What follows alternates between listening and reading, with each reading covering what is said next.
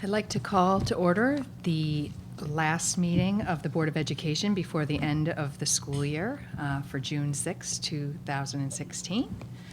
Our first order of business is to approve the minutes of our May 16, 2016 meeting. Could everybody take a minute to look at those, and when someone's ready, if they could give me a motion to approve the minutes? Brendan? Could I have a second? Hazel? All those in favor? Any opposed? Abstention? One abstention? Okay. Moving on to the agenda. If you could all take a look at our agenda for this evening. And if there are no objections, could I get a motion to approve the agenda for tonight's meeting? Penny?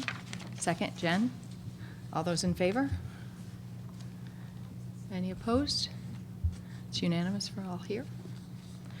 Okay. Next item on our agenda is comments from the public. To ensure the public's right to be heard, the board has set aside time during the meeting for public comment. 2 minutes will be allotted to each speaker and a maximum of 15 minutes to each subject. Do I have anyone who wishes to speak this evening? Seeing none, we will move on to reports and recognition. And the first item on our reports and recognition is the CAPE Student Awards, and Dr. Lutzy will be presenting that.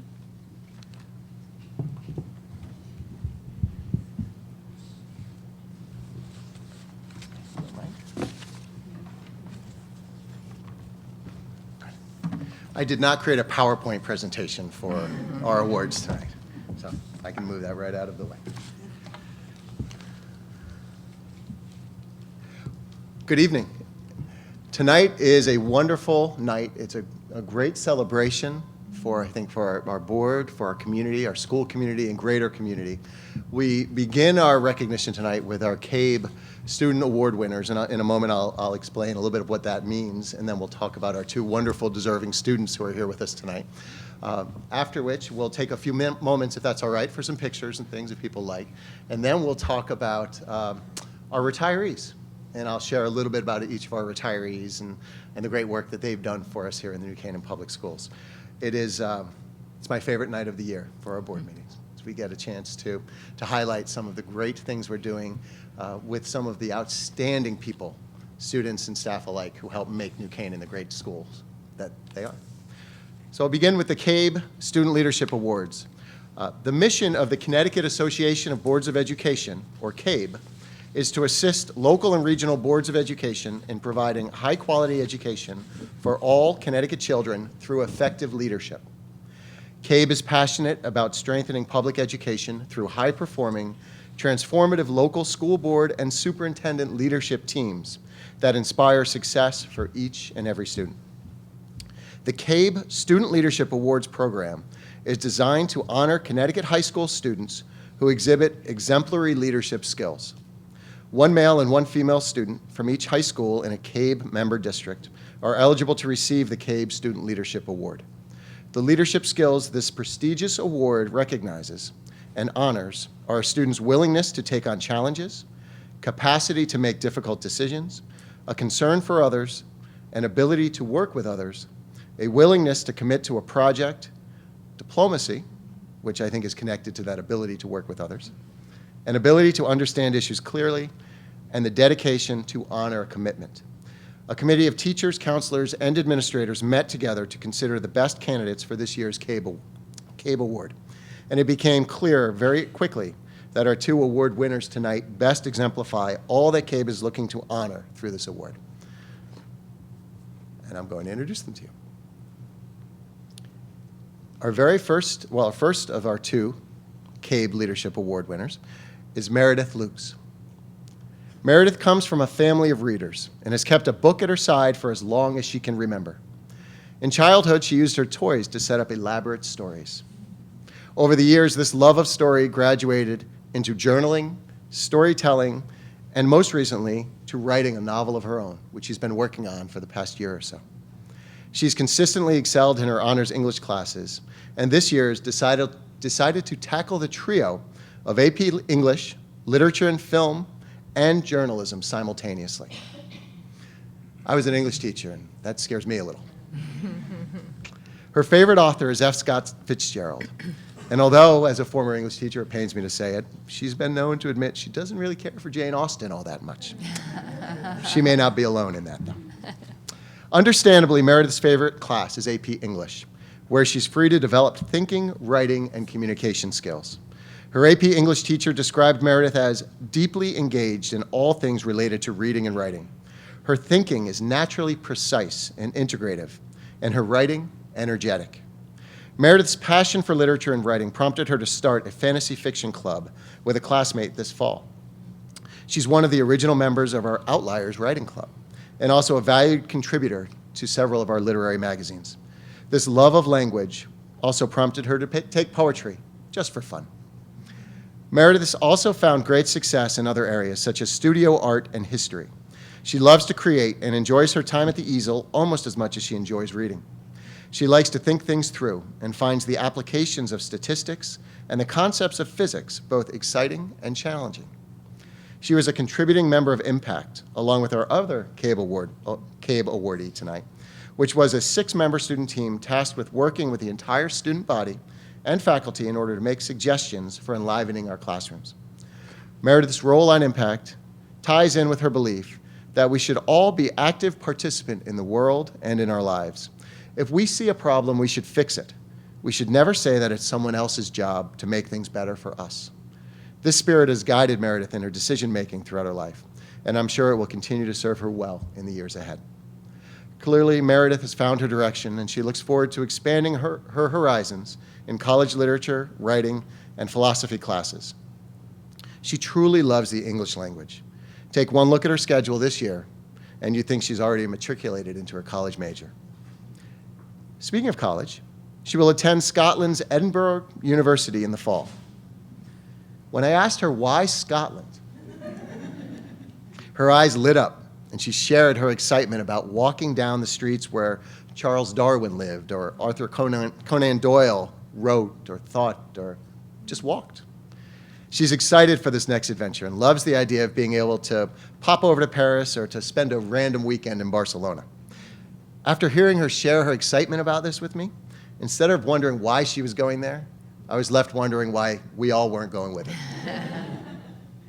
Meredith's counselor shared, watching her grow and change during these high school years has been a great joy of my career and a constant reminder of how young minds can be so nurtured once a student finds his or her passion. Meredith is an old soul in all of the best ways, and I'm eager to see where life brings her once she leaves the world of our high school and this community. Her sights are set very high, and I have no doubt she's going to soar. Meredith is looking for a job this summer to save money and travel more next year. So to anyone watching or listening, I don't think you'll ever hear a better recommendation. Hire her immediately. It's a great honor to present to you tonight one of our 2 CABE Award winners, Meredith Luce.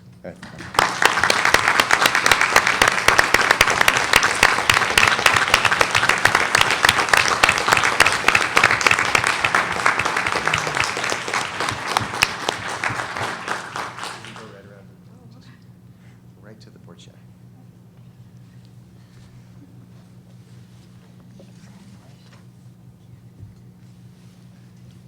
And you can go down and get everybody. Should I give her her thing? Yeah. It's so tough to go first, we understand. Give this to her now.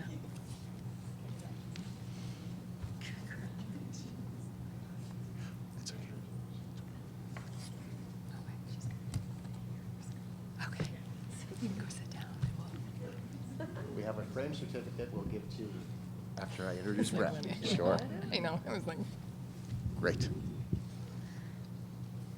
Our second CABE Award winner tonight is Brett Capone.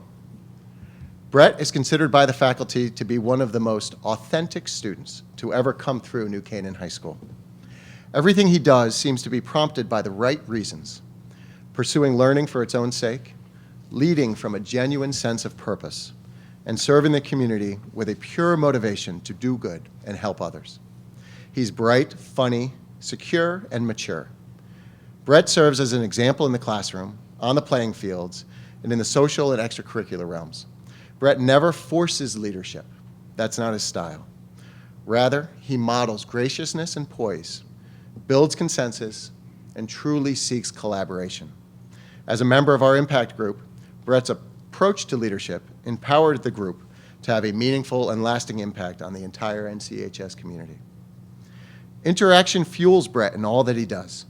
He recalls with great clarity an aha moment he had once in his sophomore year honors English class when his teacher introduced the value of process over product.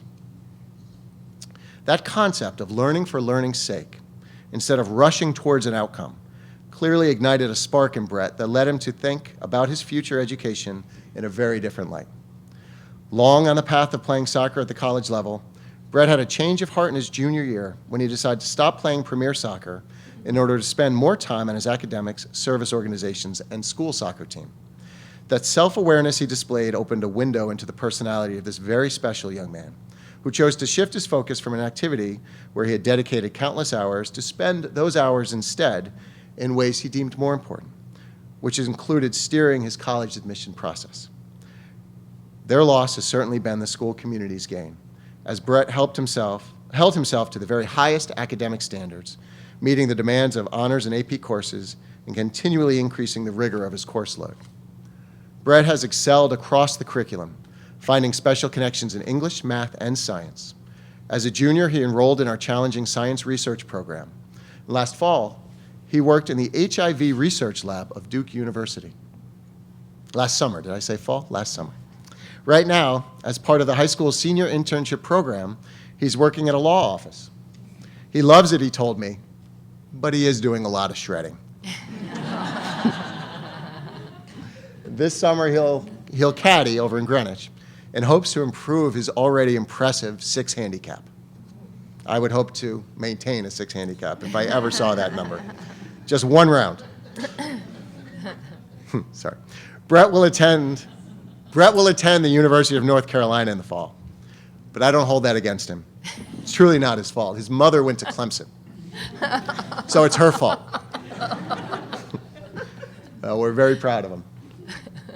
He doesn't yet know what his major will be. It may or may not be biology. It may or may not be law. But whatever he decides, it will undoubtedly be driven by his insatiable curiosity and his love of learning.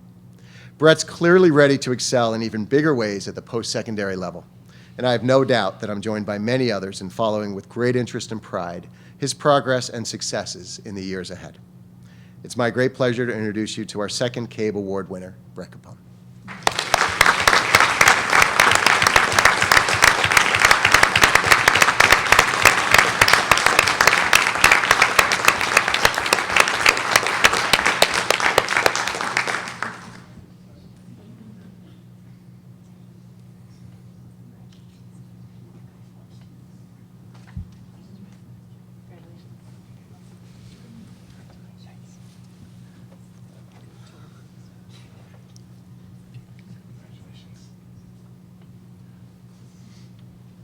Now I'd ask if it's all right with the board that if we can take a quick break for some pictures with our award winners.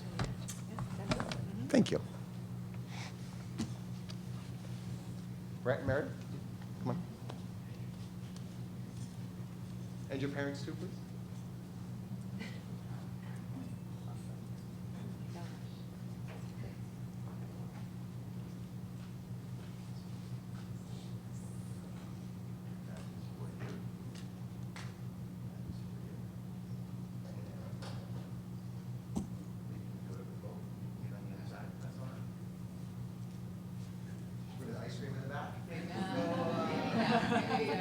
Switch spots.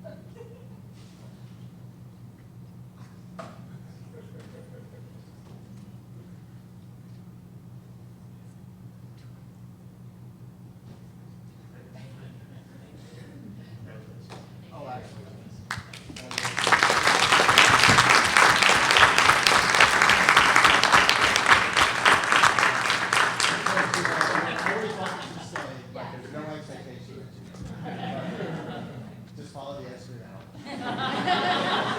It's all paid for.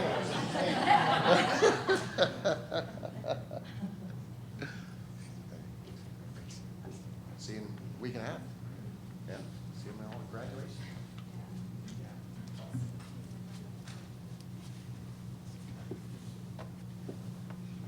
All right.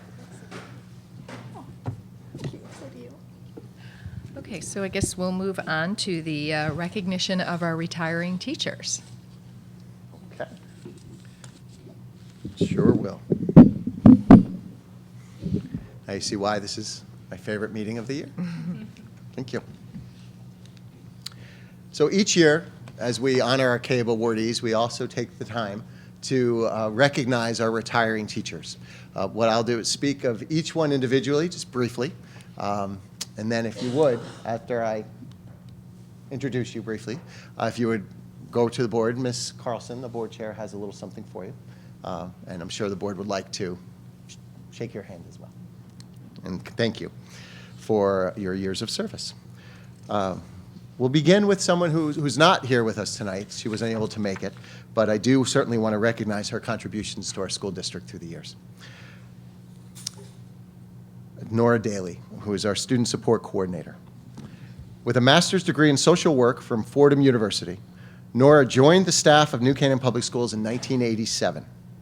She had previously served as an intern in the special ed department, where she planned and conducted seminars and provided individual and group counseling. Currently, as our designated school climate specialist, Nora devotes herself to improving the quality and character of school life for all of the students of New Canaan. Nora's role in our school system has been a comprehensive one, spanning both regular and special education. As student support coordinator, she's been responsible for overseeing our school climate work and for leading the district clinical team in their professional learning and growth. Her skill in overseeing our students who have been placed out of the district and working with our families in the midst of sometimes very difficult circumstances has always been of the highest caliber, and we're fortunate to have benefited from her services these past 29 years. We wish Nora all the best in the future. Just to make sure she's not here. All right. Is Marianne here? Oh my gosh. Look right over her. Okay. It's the reading glasses. Okay. All right. Next, Marianne DeFelice. Marianne began working in New Canaan also in 1987. It was a good year for us. After years of exemplary service, in 2004, she transitioned to become our elementary special education administrator, overseeing pre-K through grade 5. She's a passionate special education teacher and administrator who is admired by her staff and parents as a consummate problem solver who always puts students first. Marianne brings both her head and her heart to her work every day and is guided by her deep sense of caring for children and their families, especially our neediest children whom she serves. Her sense of humor has been a survival skill, not only for her, but also for those around her working through difficult issues year after year. From the start of her career in New Canaan, Marianne has always been known as an excellent problem solver and a creative professional. Her leadership qualities have been evident in myriad ways over the years through her participation in committees, program design, and instructional delivery. She's also a reflective practitioner, dedicated to students, and functions from the belief that every child deserves the opportunity to learn in the least restrictive environment possible. As an administrator, Marianne demonstrated her ability to work in concert with building administration to focus on goals for the special education department and to always ensure it functions as a part of the greater school community. Marianne will always be an honored member of the New Canaan Public School community. We wish her all the best as she enjoys some time to travel, spend time with family, and I'm sure find new ways to help schools improve in their service to children. Congratulations.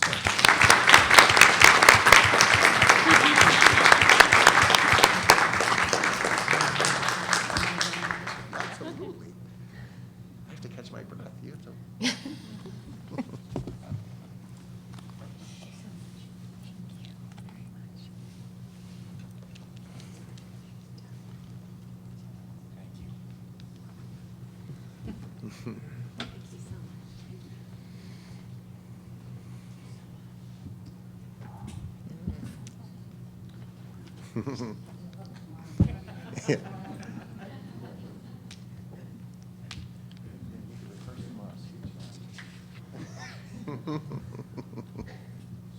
Great.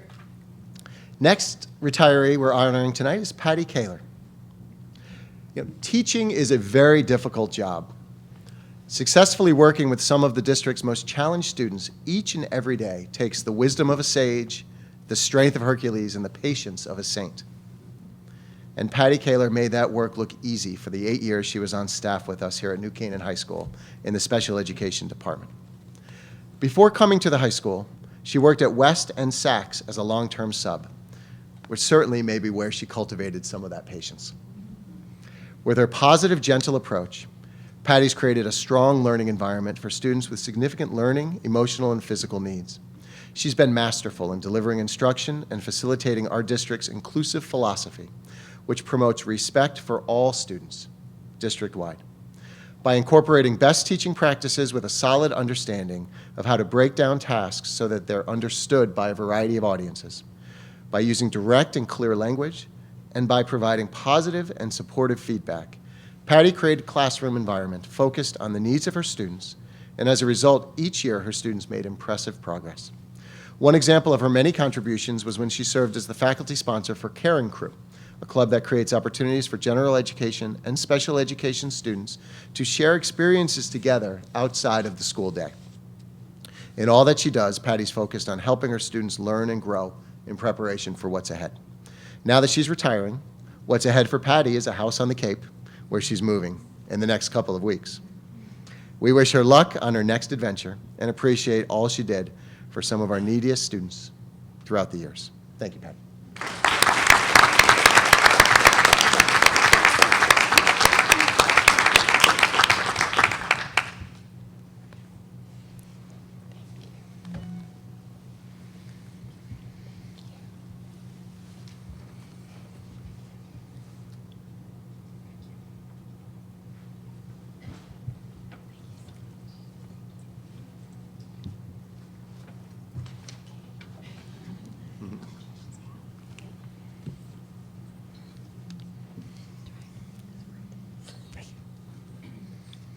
Our next retiree tonight is Bonnie Kearns,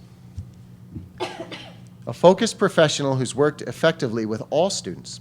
Bonnie's been with the New Canaan Public Schools for 21 of her 24 years in education, 15 of them at Saks, and the past 6 years at the high school. At the high school, Bonnie taught in the Family and Consumer Science department. I still miss the wonderful smells that would waft down the hallway during Bonnie's lessons. Bonnie's active and hands-on classes helped students truly learn the materials through the most authentic performance assessments imaginable. If students did it right, it tasted great. If they didn't, well, sometimes that would happen too.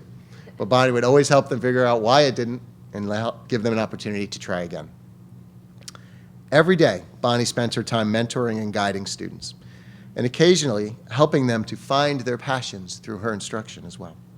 Bonnie beams whenever students tell her they remade a recipe they learned in class for their family, and everyone loved it. And what better testament to Bonnie's efforts than for her students to truly apply their learning in a real, authentic setting. Bonnie is someone who genuinely cares about others. For example, when we had visitors from Madagascar and South Africa years ago, Bonnie organized an ice cream social. Ice cream, it's a theme. An ice cream social during the school day. So those new students would feel welcomed by New Canaan and to give them an opportunity to make some new friends. Bonnie's also pretty tech savvy, and she's considered the Moodle expert within her department.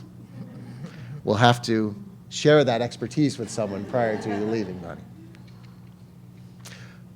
Bonnie brought her kind, positive spirit to school with her every day.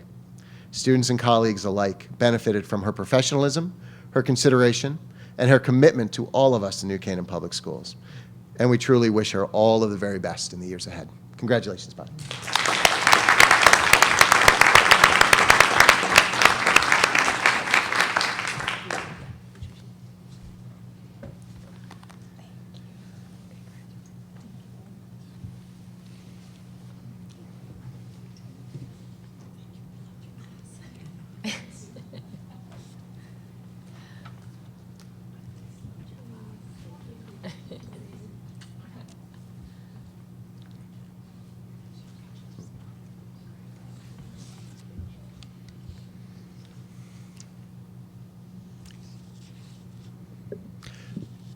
Our next retiree tonight is Sue Cesario.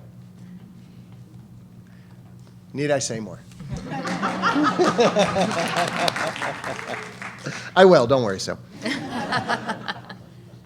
Interpreting and circulating the vital medical information released from the state is a tremendous responsibility. And that, coupled with Sue's ability to problem solve some of our most challenging and vexing medical problems, are skills we've always been grateful for. From food allergies to head lice, from chaperoning trips to China, I'm going right through that, to serving as a crisis advisory board member, Sue's infectious good humor and boundless energy have been good medicine for us all. For the past 27 years, our school system has depended upon Sue to keep all of our schools up to date and in compliance with the latest medical regulations, and to serve the needs of the students and the entire school community with her keen intellect and compassion for others. Sue's influence in New Canaan leaves a powerful, lasting legacy. For example, in 2003, she was instrumental in the decision to bring the contracted nursing staff in-house as NCPS employees instead of using an outsourced service. This change transformed nursing services in the district. As members of the New Canaan school community, our nursing staff truly knew how valuable and important they are in our schools, and they responded in kind. Sue approaches every day with a commitment and passion second to none. She understands the significance of our work, and she never hesitates to do whatever it takes to ensure students are ready to learn in every class.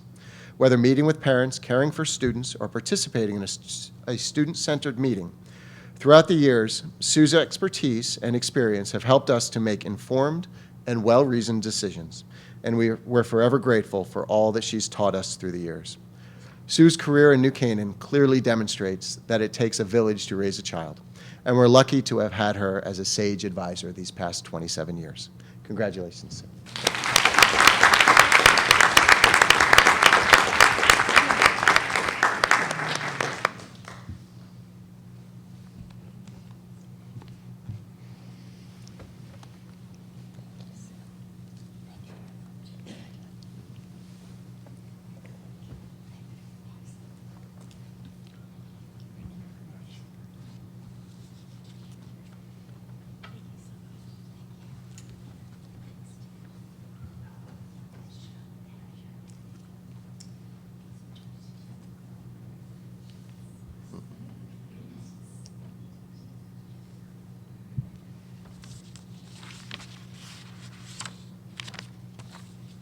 Our next retiree is Christine Russo.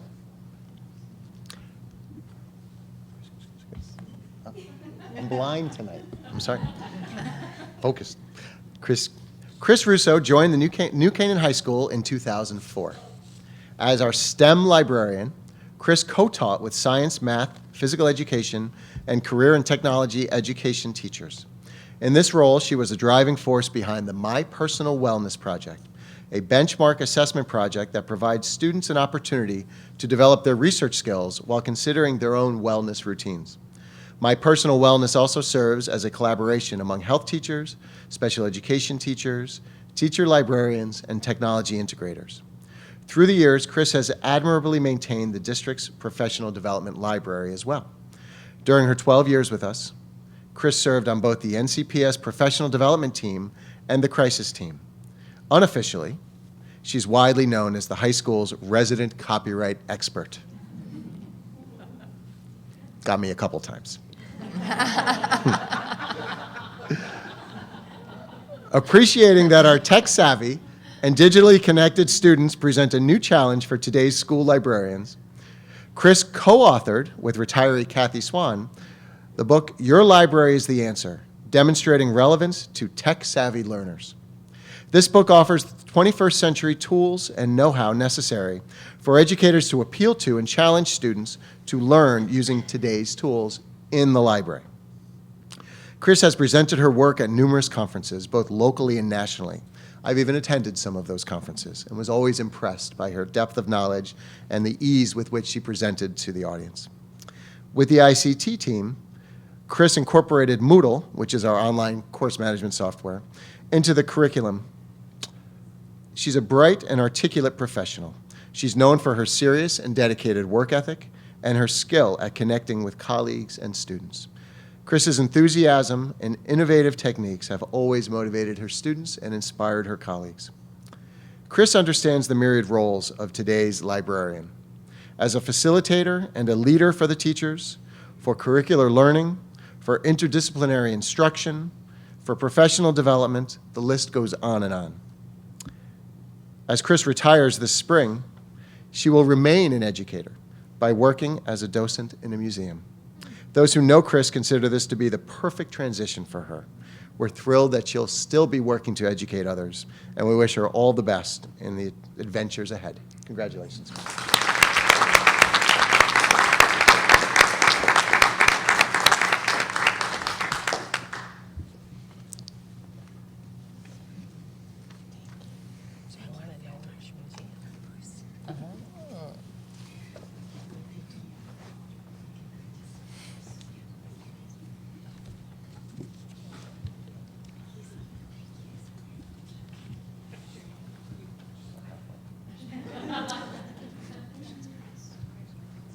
Why are you laughing?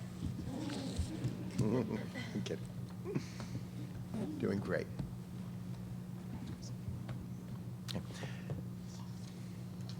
Next, we have Deb Owen, who is a school counselor at Saks, and Deb's retiring at the end of September.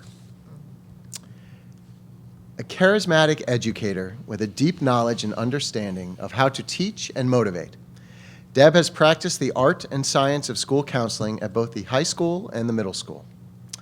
She's been described by her colleagues as someone with big energy, enthusiasm, and spirit. And you may not know, she has a health education background. When Deb was serving as a high school counselor, she was tapped to follow the 8th grade program to the high school when it was relocated due to enrollment increases. 5 years later, Deb traveled to Saks with the 8th grade program and completed her career as a counselor in our 5th and 6th grade program. If you're ever looking for Deb at Saks, just look for the kids. Once you find them, Deb won't be far behind. She leaves a legacy of care in her work with children. Deb approaches every student not as a one-year assignment, but instead as a lifelong relationship and responsibility. Her many students and parents have been grateful for her personable, professional, and energetic services. Deb will be retiring in October, so we'll have the continued benefit for a little bit more at the beginning of our new school year next year. But we know that will come upon us very quickly as time flies in the beginning of the year. So we wanted to take this opportunity now to congratulate her, thank her, and wish her all the best in the time ahead. Congratulations.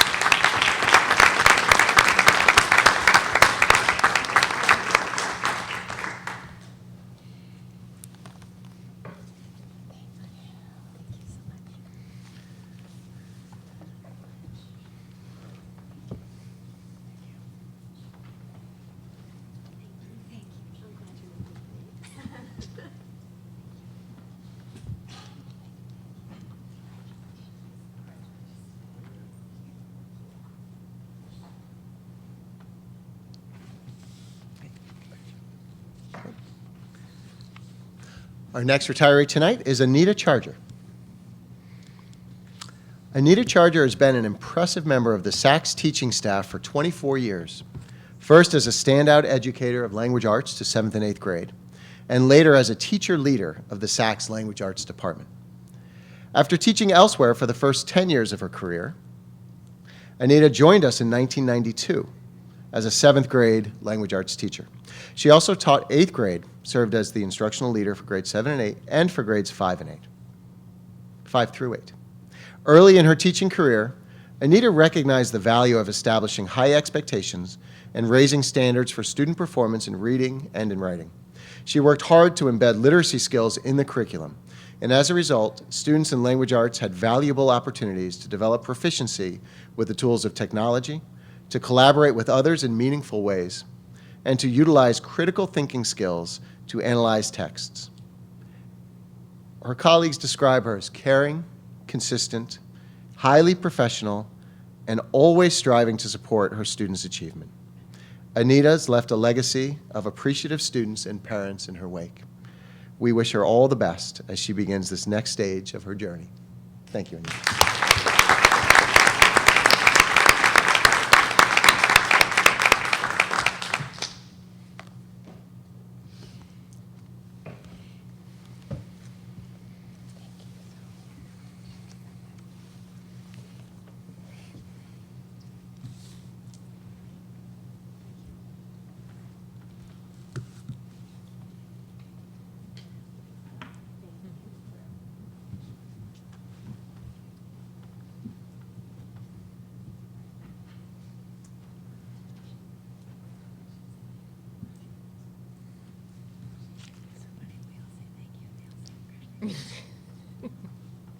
Our next honoree is Pat Kimberling, a technology integrator at Saks. 10 years ago, a trainer from CES came to New Canaan and blew everyone away with her knowledge of instructional technology and using smart boards for learning. She was so good, in fact, that we quickly reached out to her and recruited her away from CES. That wise move brought Pat Kimberling to our district 10 years ago. And ever since, she's been providing teacher leadership to the faculty of Saks Middle School as they've progressed in their use of technology for learning across the disciplines. As a technology integrator at Saks, Pat helped her teachers to overcome their fear of the digital world by encouraging their new learning, collaborating with them on projects, and supporting them in their efforts. She served as a key member of the ICT and professional development teams, which plan and provide professional learning district-wide throughout the school year. She's also a member of the Association for Supervision and Curriculum Development and Consortium for School Networking Emerging Technologies Committee. She's been a certified SMART, and that's an acronym, S-M-A-R-T, for Smart Board. I haven't seen a certification for SMART yet, but she's been a certified SMART Technologies trainer for years. If there was one, she would earn the other. And has provided instruction in both Connecticut and in New York. Pat exemplifies the idea that coaching teachers is similar to instructing students.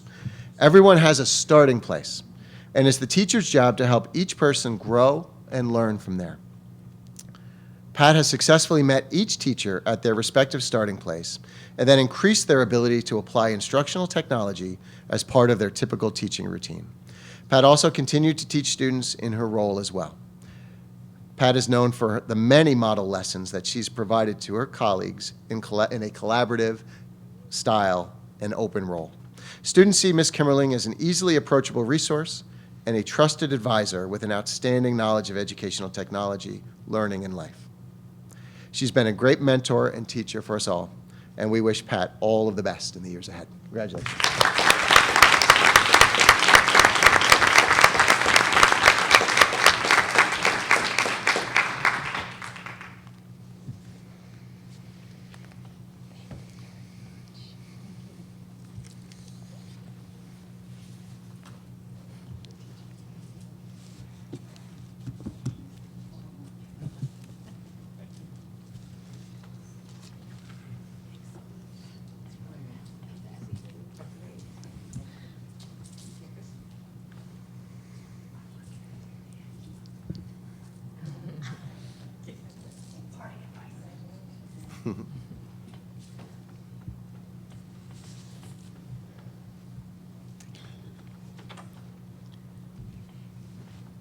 Our next retiree that we're honoring tonight is Ann Jaswal.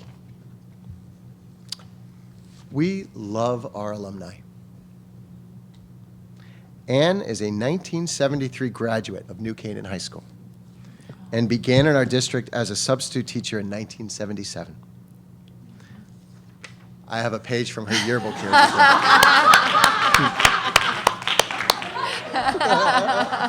Why don't you pass that? I knew those yearbooks would come in handy one of these days.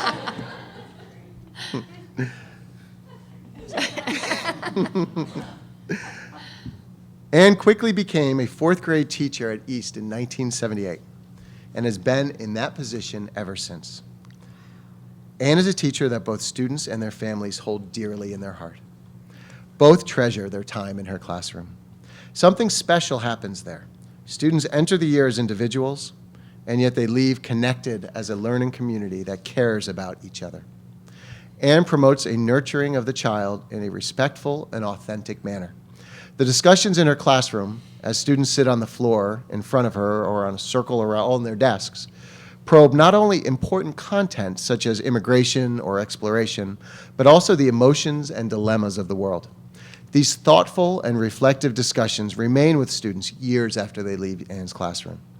Together, students mature as readers and writers, while also receiving skillful instruction in math and every other discipline. Ann is a thoughtful mentor who imparts knowledge with a gentle touch. Through the years, she's been routinely singled out by parents, administrators, and colleagues for her excellence in teaching practices, her empathy and respect for her students, and her belief in the collaborative process with students always at the center.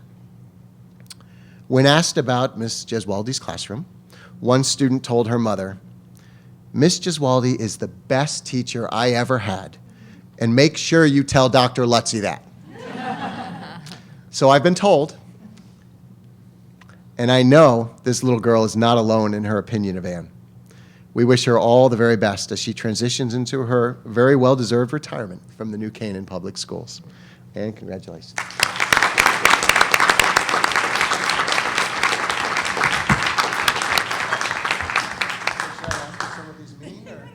I'd forget.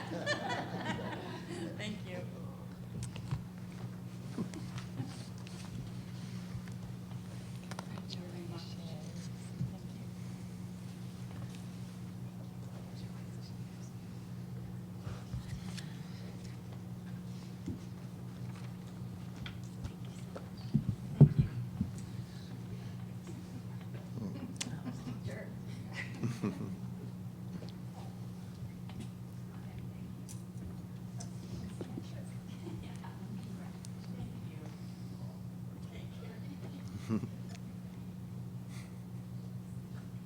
Congrats.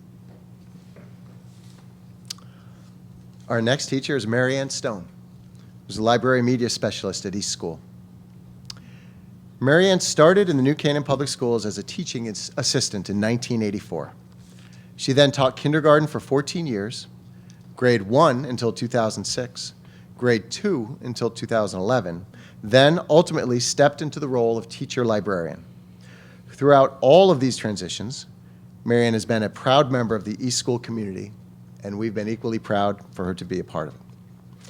As a preeminent teacher of the children at East, whether she was with kindergarten, first grade, second grade, or in the library, whether called Miss Donahue or Miss Stone, it was easy for all to see that Marianne is a born teacher.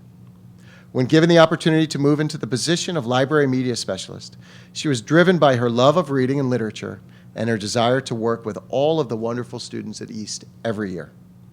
Once she transitioned into the role, in just a short time, Marianne transformed the East Library into a learning community environment where students could be found enjoying a good book, using technology to research, or writing book reviews to share with peers at upcoming celebrations of learning. Thanks to Marianne's tireless efforts, East students now recognize the library as an extension of their classroom and as a place where they can expand their learning beyond the classroom and school walls. Ms. Stone also carried forward such traditions as visiting authors at East while introducing new initiatives such as One Good Book, an event that unites the school and families each year in enjoying and reflecting on the many benefits of one good book they all read together.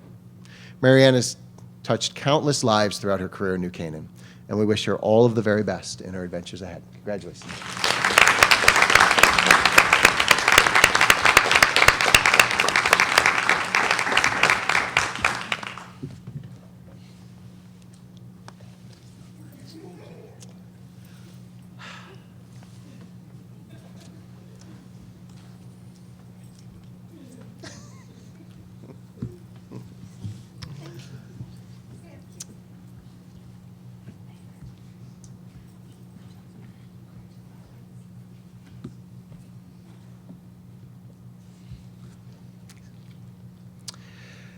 Well, I checked the Board of Education policies to see if I don't introduce a retiree at this meeting, can they still retire?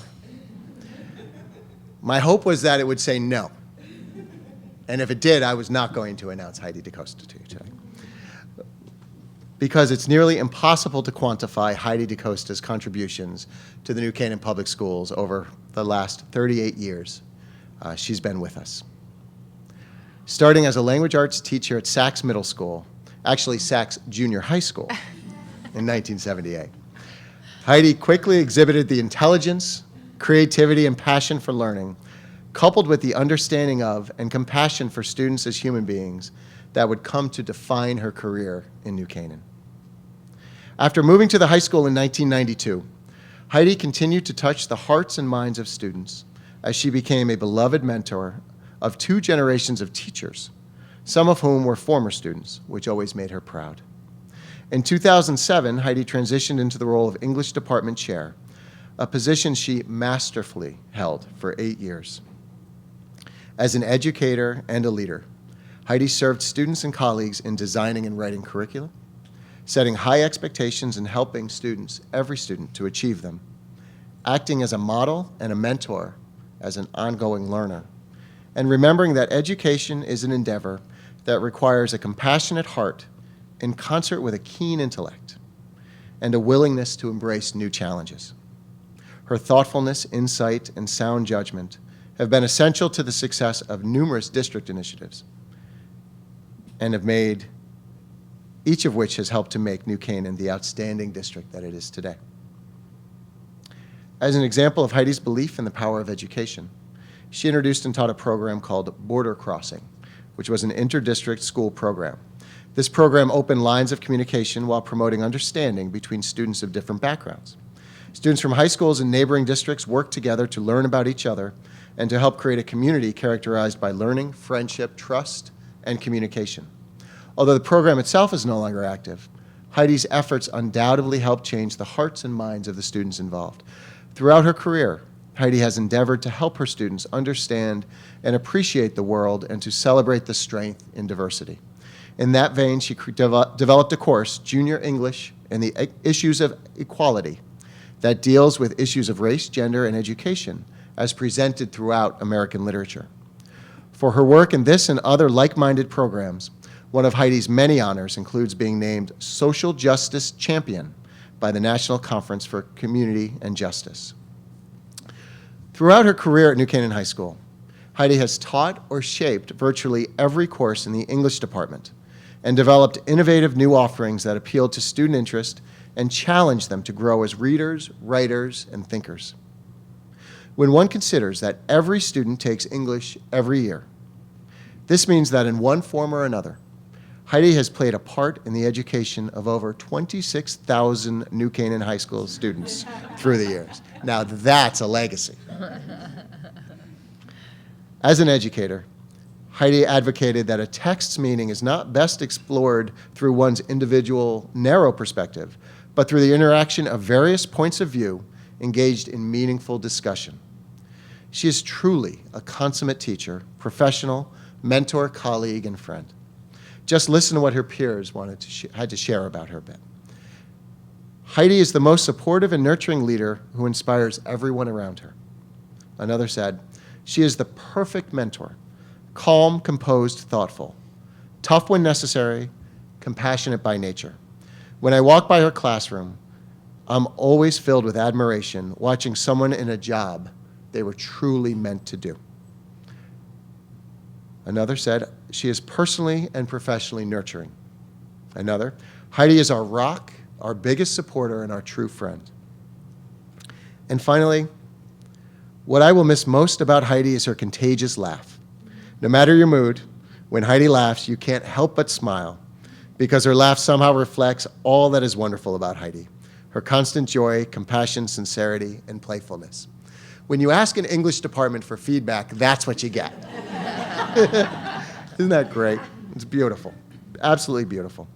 And on a personal note, when I transitioned to New Canaan High School, Heidi was one of the first teachers I came to know well. She is, simply put, one of the very finest educators I have ever had the honor to know in my life. Heidi's career is a model of all that is good in education, and her example will forever guide us forward as a school and a district. We'll miss you terribly. We're very happy for you, and we thank you for all you've done for us.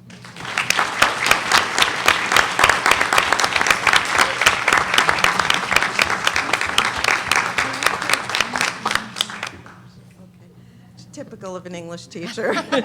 Thank you, Brian, but I could not let this moment pass to say to each and every one of you that I really understand, having been here for all of my career, the value of a New Canaan education, because it applies to teachers as well. You took and encouraged a very young, inexperienced teacher and gave me the opportunities, the tools, the opportunities for education and support that made me every day want to be absolutely the best teacher I could be, and I have loved all of it. So thank you. I appreciate it.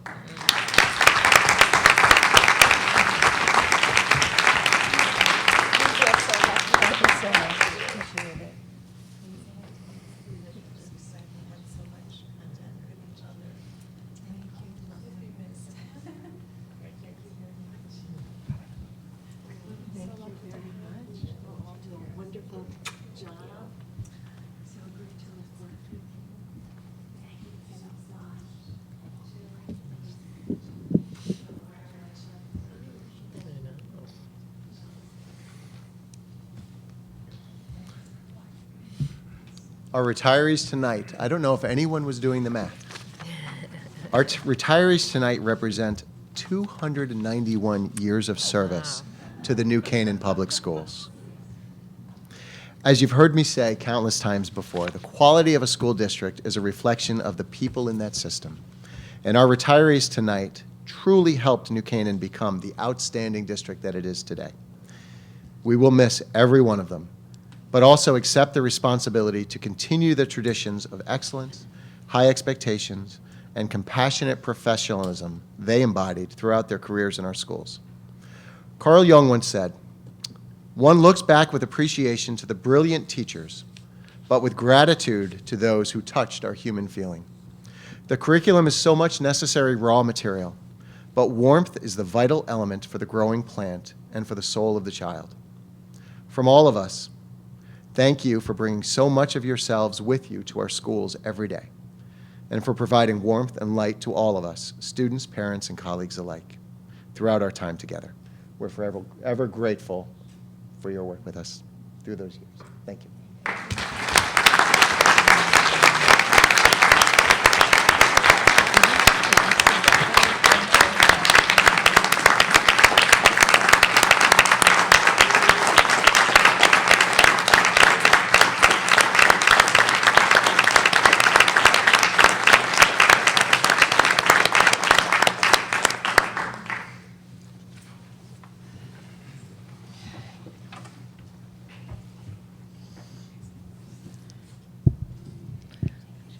I'm going to tell You So may I'd like exit. I was going to say, I would like to invite you all to, I'm sure it's really exciting to listen to the rest of this, but enjoy the rest. Actually, the STEM presentation could be fun. I know.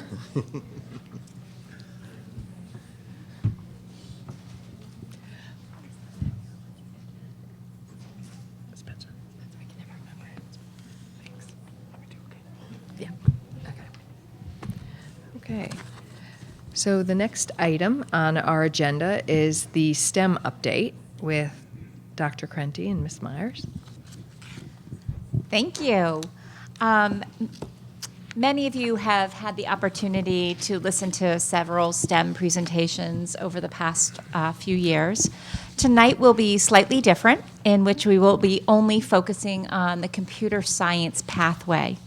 It is really hard to believe that only a year ago we had Lego robotics in first grade, Project Lead the Way in 7th and 8th as an extended day activity, and then Project Lead the Way in the high school. Tonight, you will truly have the opportunity to see how this program has expanded and broadened in 1 year. You'll be hearing from second grade, third grade, and fifth grade teachers, as well as the expansion of the STEM program for all students in grades 7 and 8. We'll be able to hear about some of the new initiatives for the high school next year, all specifically related to District Goal Number 1, Objective 3. And we are going to have an opportunity this evening to really take a close look in the classrooms. We couldn't bring you to the classrooms, but we've brought the classrooms to you. And it is really, I have to really first take a minute to thank all of these classroom teachers. These classroom teachers are so well trained in the teaching of reading and writing and math and social studies and science. And never did they ever imagine that this year would come and they would be accomplished teachers of coding. And so it is amazing to watch the accomplishments not only of our students, but all of what our teachers have learned. And all that they have learned from our students. So without further ado, I am going to introduce the following people. Melinda Meyer, who's our K-8 science coordinator. Jim Zambarano, who was our CTE department chair at the high school.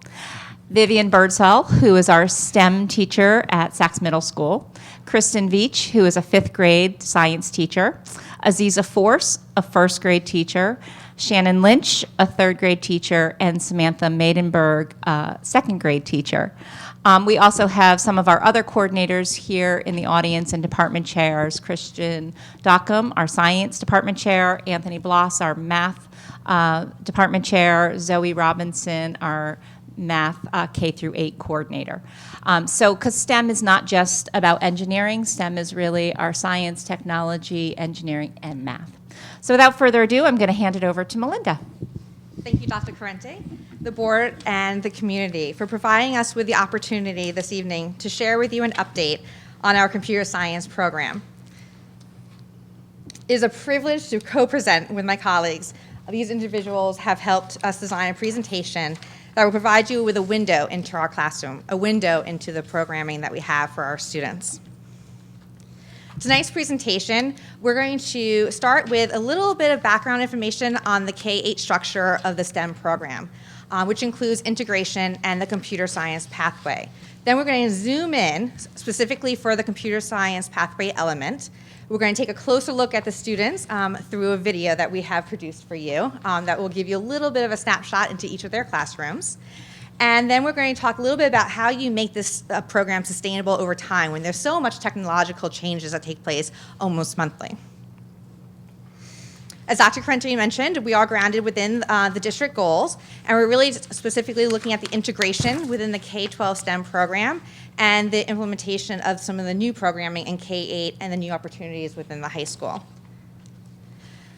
The STEM program that we have is really focused upon an integrated approach, which means you're looking at multiple disciplines coming together and students performing, incorporating these elements. The computer pathway sequence that we put into place was really looking at the demand that we have within our society for students to become well-versed in how computers operate, how coding works, the connection between talking of a program and how it's helping us with our automated systems. The integrated approach really looks at the commonalities that are between the practices of ELA, mathematics, and science. And if you zoom in, that's what that subset on the right-hand side is, you're going to see overlapping commonalities across our practices, specifically looking at modeling and how we use models within the mathematics, how we use them within the sciences, and how we even use them within the ELA program. Then we'll look at some of the other commonalities, which are really grounded in students being able to read, write, and speak with evidence, being able to effectively communicate what it is that they're doing so that others can understand and replicate or think, and then engaging in argument for evidence. So especially within the STEM fields, when you're really looking at advocating why a certain prototype is working when another one might not be. If we're looking at what does it look like to have an integrated approach to STEM, this is a performance expectation that the state has released in looking at what the next generation science standards contains that expects students to integrate STEM. We have all probably had our students experience the idea of designing a school butterfly garden. So what does it mean to do that? The students have to grapple with many of the bullet points that are listed up there. Thinking about soil and porosity, how much water is going to be able to be absorbed in the soil or the mulch that I use. The amount of sunlight, how does that daylight shift over the course of the summer? Looking at how big to make it, what's the space that we need in order to implement this school garden? And then thinking about the life cycle. So you have the sciences, the mathematics, the technology of watering. We know is a South school that has a problem with the watering of your gardens sometimes when we looked at doing gardens before. So we have to think about how can you engineer water from one area of the building to another area of the building in order to keep our crops sustained. And then another one that's not listed up there that's been presented is the idea of solar scarecrows if you're having more of a vegetable garden, and what are the mechanics behind that. So if you think about just one performance of designing a school butterfly garden, you have many different elements of STEM that are incorporated. So that's what the integrated approach to STEM looks like. Tonight, we're going to dive deeper into the computer science pathway. Currently, we have a couple of different phases that have been executed so far. The first phase was looking at grade 1 Lego robotics, and we implemented that 3 years ago. And then we started to look at Project Lead the Way in grades 7 and 8, which we implemented last year. And then this year, we added grade 2 grids and games, programming patterns, the grade 5 robotics. And then in the continuing phases, we'll look at incorporating some computer science in K4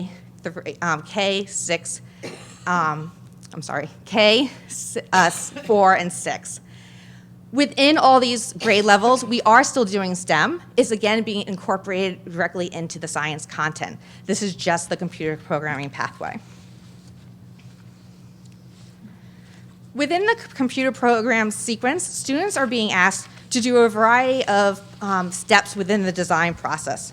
And the design process has students raise or ask a question. What is the problem that they're trying to solve? Then they look at many different options. So they explore their resources. They might do research, they might look at what's already out there, and they look at ways that they might be able to solve it. Then they model the solution. So what are the different types of solutions that are out there? They'll build some prototypes. They'll go through something called, something where the students will come out with their different solutions and they try to weigh which solution might be the best one to try. And then they evaluate and test, and then they talk about what solution was the best one and if they need to redesign. So this is the process that our students go through, whether they're in first grade or whether they're in 8th grade.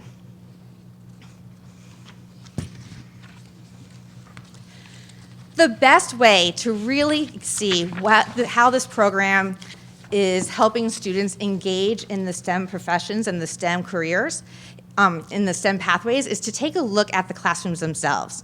So we're going to view a video, and while you view it, take a look at the classroom environment. How are the students engaged in the classroom setting itself that lends themselves to be able to do their coding and doing their programming and their work? How are the students engaged in the scientific and mathematical practices that you saw in that diagram?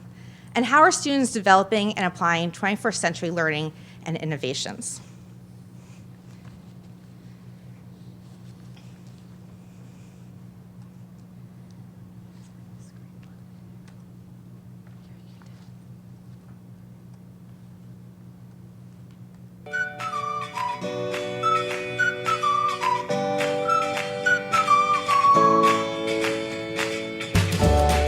Teaching the LEGO Robotics unit is definitely one of the highlights of being a first grade teacher.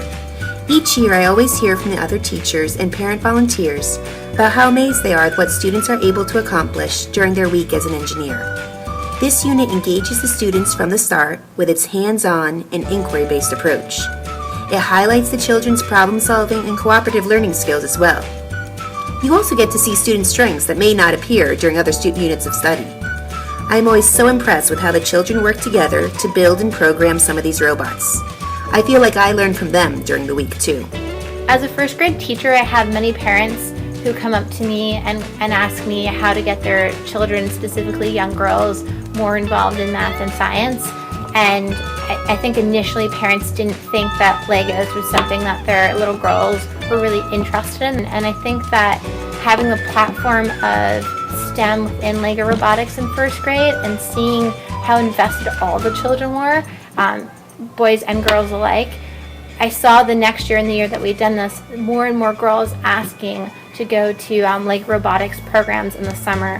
So I definitely think that having the experience in the classroom makes the girls feel more comfortable and confident when they're asking their parents for enrichment programs. And LEGO Robotics was a great way for the kids to practice thinking out loud and experimenting with their thoughts out loud, and then also being able to see something really interactive happening in front of them that they took part in.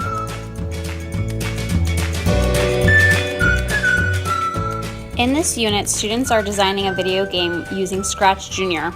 The students must include the following criteria in their game: a main character, then they must program 2 controllers that make the main character move.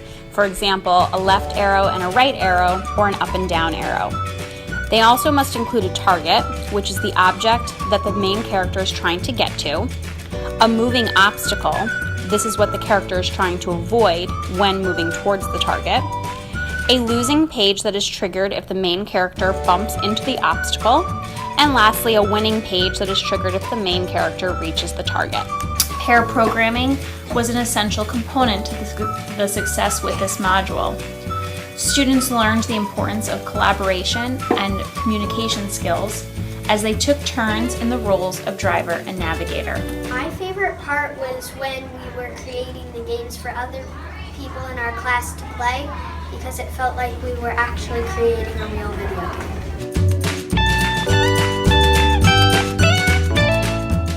As part of our new STEM curriculum, the third grade teachers launched a Project Lead the Way Programming and Patterns unit to support students' 21st century skills. In this unit, students became familiar with computer coding.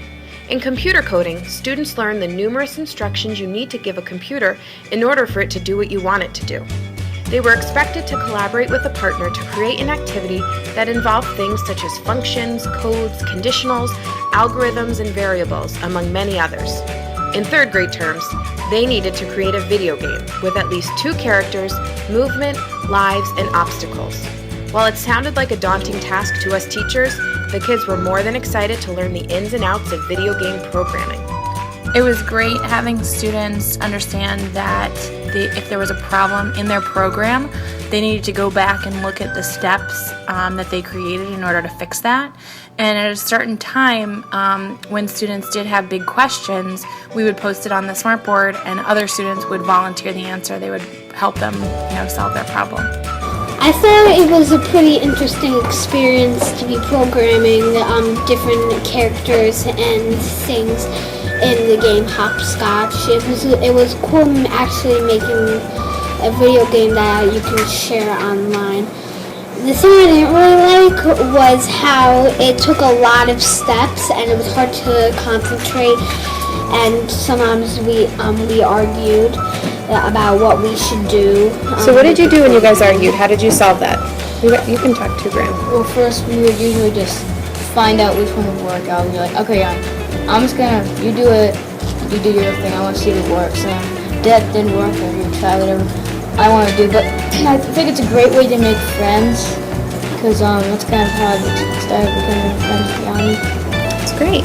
You usually would mess something up or something, and then you'd have to start over. So I think I learned a lot about don't get mad at the group or something. Mm-hmm. I think it was fun because even though we had some struggles, it was fun working with a team and actually having the experience of trying to make a video game.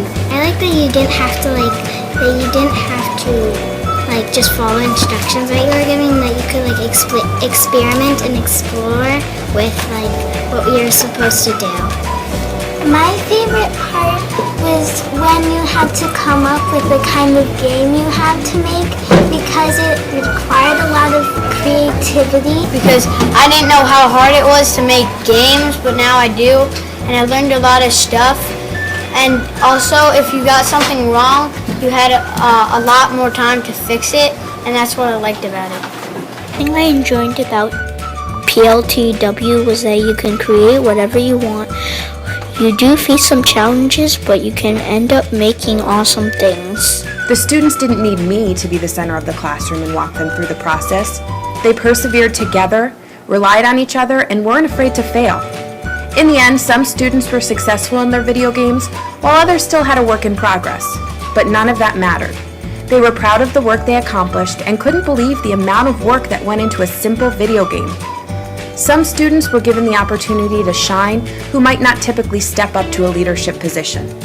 The students left this unit with new friendships, accomplishments, and a much greater appreciation for the video games they often play at home. I left the unit realizing that no matter the task they're given, my students will rise to the occasion.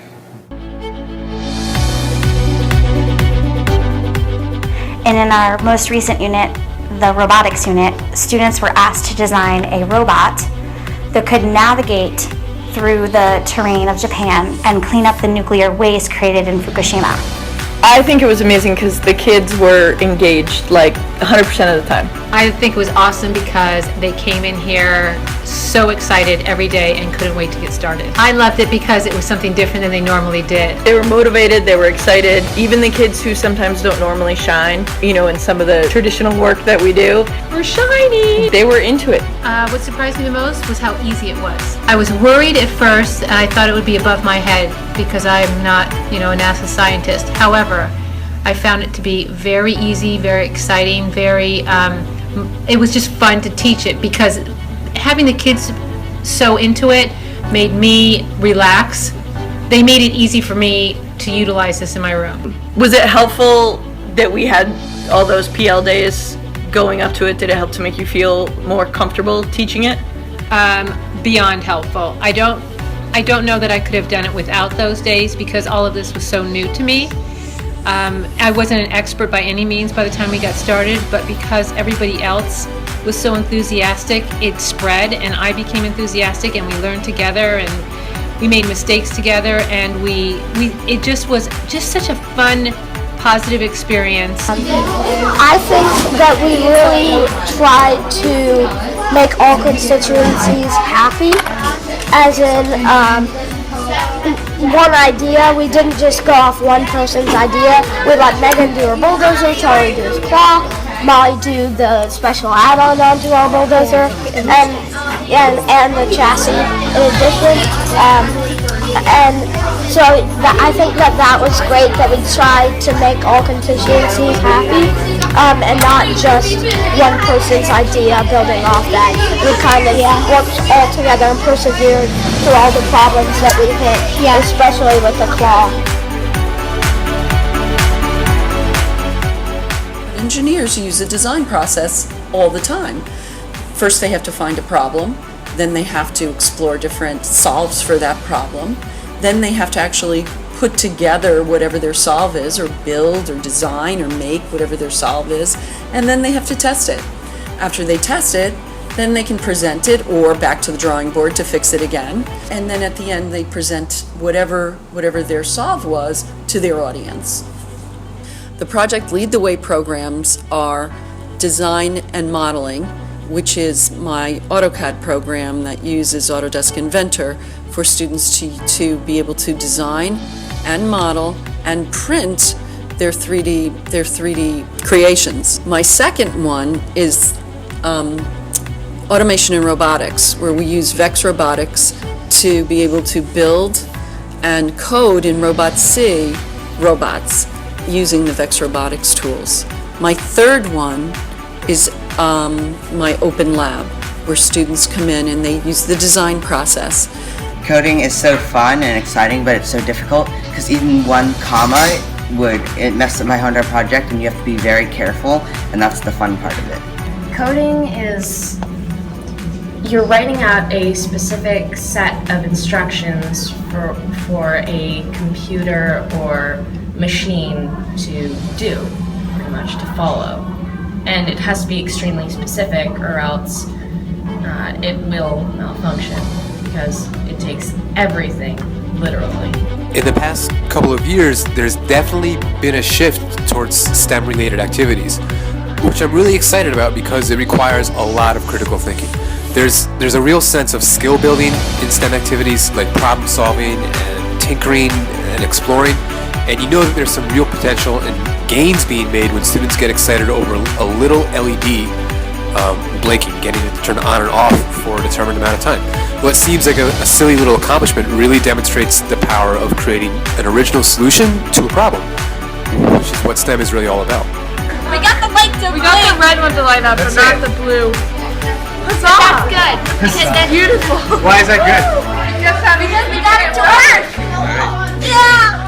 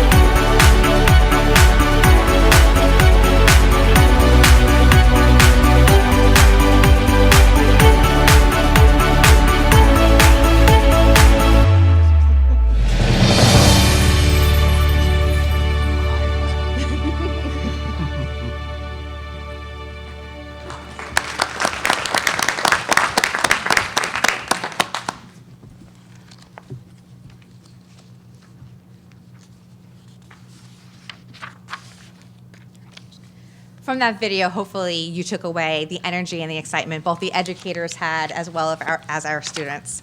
You also probably took away that there is a defined learning progression from one grade to the next.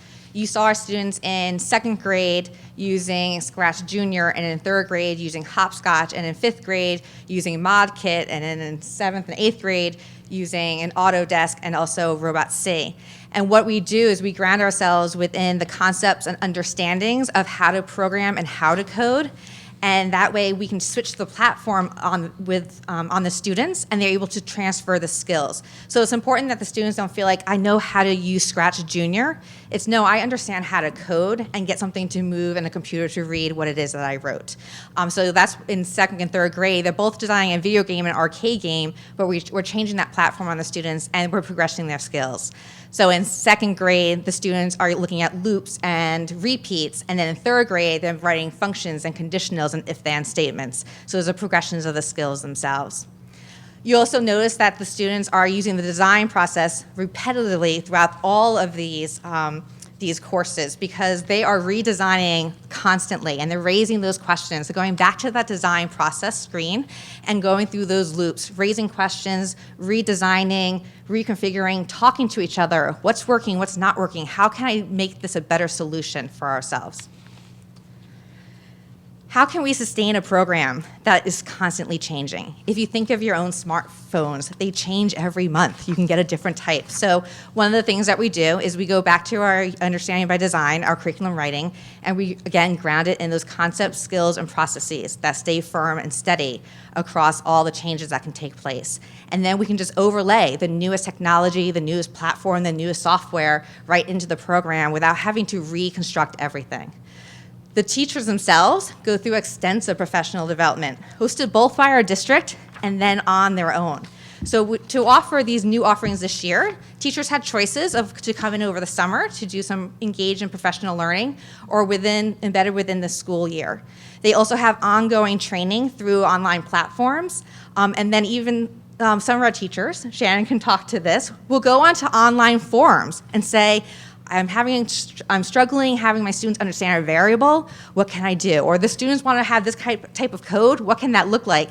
And she'll tell you, within minutes, her email is binging and has responses all over the world from people who want to help support each other in the community. And that just teaches kids as well that there's a community out there that is willing to help you and support you and share their knowledge, which is a skill within itself. Next steps for us is to continue our implementation plan of looking at grades K, 4, and 6, and continue to grow those integration opportunities within the science program and the mathematical program and all the other disciplines that we have out there that can integrate within us. And then, again, stay current with all the new technologies and platforms that are out there. We do that through workshops. We do that through the journals that we get, and as well as the online opportunities that are provided to us through different services. To continue our pathway to 12th grade, I'm going to welcome Jim Zambrano.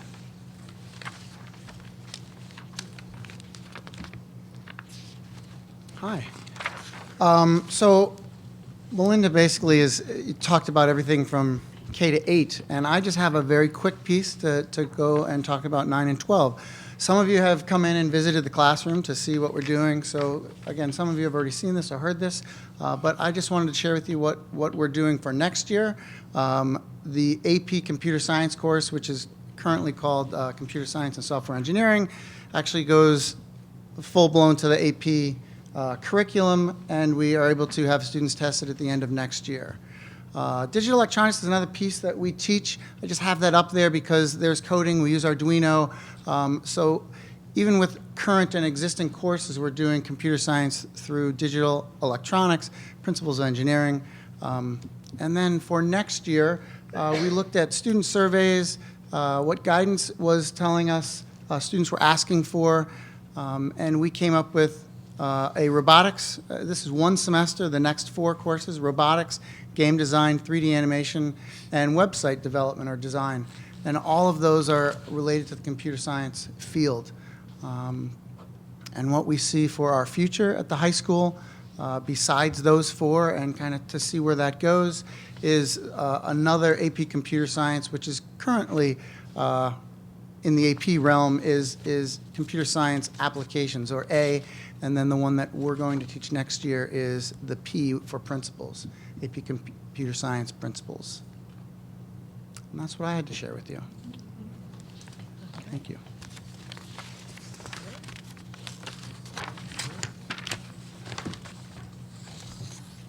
And I think now we're just kind of open it up to questions, yes? All right. Well, thank you, everyone, for being here tonight. This is a very exciting part of our curriculum that I think if any of us spend any time reading anything, you realize this is sort of where the world is going, and I think we're all very interested in making sure that our kids are up to speed and moving in the right direction. Before I open it up to the board, I just wanted to comment, as much as we're all so impressed with the science, technology, engineering, and math skills that are being developed, the things that I saw on this video that I have to give a shout out to Dr. Lutzi's intern for helping create. Yes, go the internship program. The things I heard were that it helped develop interpersonal skills, that it helped them with experimentation and exploration and persistence and being able to solve real world problems. And I think, as much as we can focus in on the skill, we're also developing really great human beings and people who are going to go out of New Canaan public schools and do great things. So thank you all very much. I'd like to open it up to the board for any comments or questions. Penny. So I guess this past year when people have been asking me what's going on in the New Canaan public schools, I say, well, we're taking STEM, K through 8, and I wasn't quite sure what we were doing. But I knew it was exciting. So you all have delivered for me, and now I'll be able to provide some details, and I think it's fantastic. One of the things I was wondering about at the high school level are some of these one-semester courses that you can take if you haven't done the Project Lead the Way series. So for students who want to get a little bit of taste of computer programming? Correct. So the 4 new courses that we're adding, you need no prerequisites. They're 9 through 12, no prerequisites, 1 semester. That's terrific. Thank you. That was an easy one.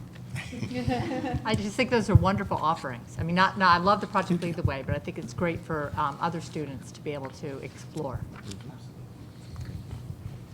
Maria?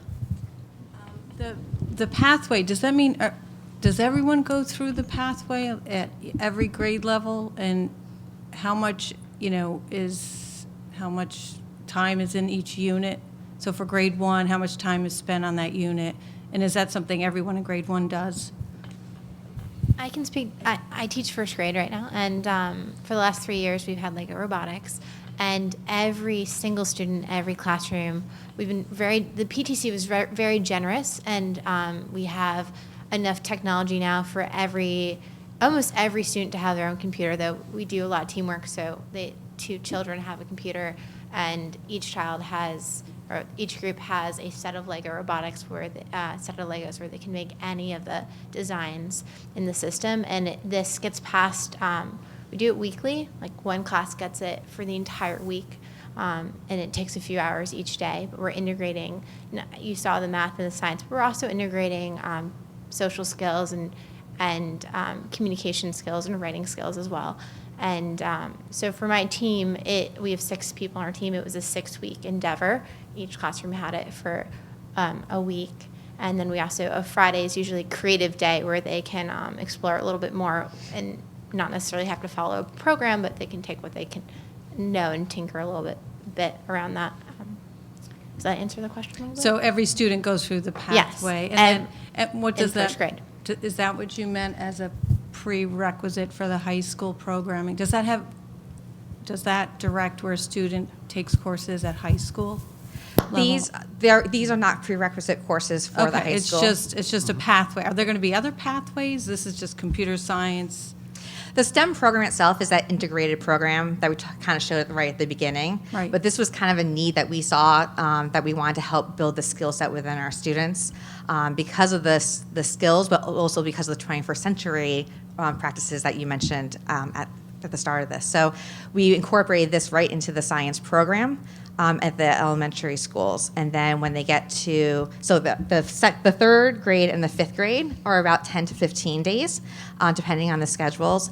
And then once you get to the middle school, we have a STEM workshop period. That's what the science workshop period is. And there are teachers who are incorporating code.org, like the Code Academies, within their workshop program. At the end, that was an 8th grade teacher, Stephen Tomaswitz, and he brought in Arduinos into his workshop program. And then, of course, you have the selection that students and parents can select into the Project Lead the Way offerings, which is what Vivian Birdsall teaches, design and modeling and automation and robotics. Sounds great. Thank you. Sangeeta? There's a couple questions. With Project Lead the Way, I understand that, in the high school, because it's been there, and then we've got it through the curriculum. Do they define the curriculum and they say, like, this is the unit, in first grade, how you do it, or is it something, a combination that we do with our school that does it differently, or is that like the how do you base it? I'm not quite sure.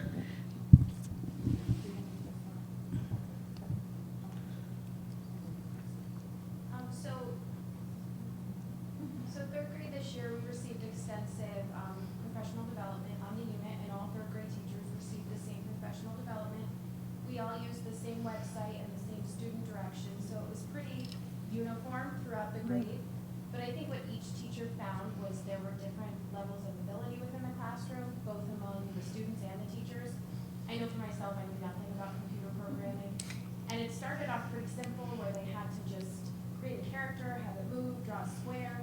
But as they really got into it, it got pretty complicated with the variables, and they had to use negative numbers and X and Y access. So a lot of us also, I think, took it upon ourselves to do our own research, because being a teacher by nature, I knew if I had to teach my kids how to create a variable, I had no idea how to do it, and I wanted to make sure I knew before I expected them to do it. So a lot of us got together, we would watch YouTube videos on how to do it, and I think Melinda mentioned before, there was actually a website, a forum, where you could post your specific questions. So the next day we were learning how to do a variable to make our character lose lives.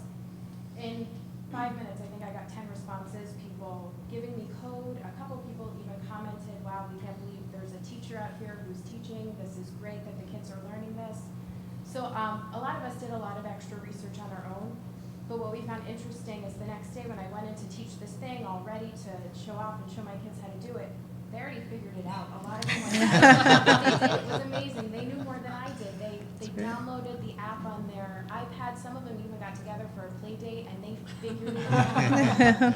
So as much as the teachers were trained, the kids really took a big lead on this project, and there was definitely a varying level of ability, and it was really interesting to see the problem solving that they were able to do on their own. That's great.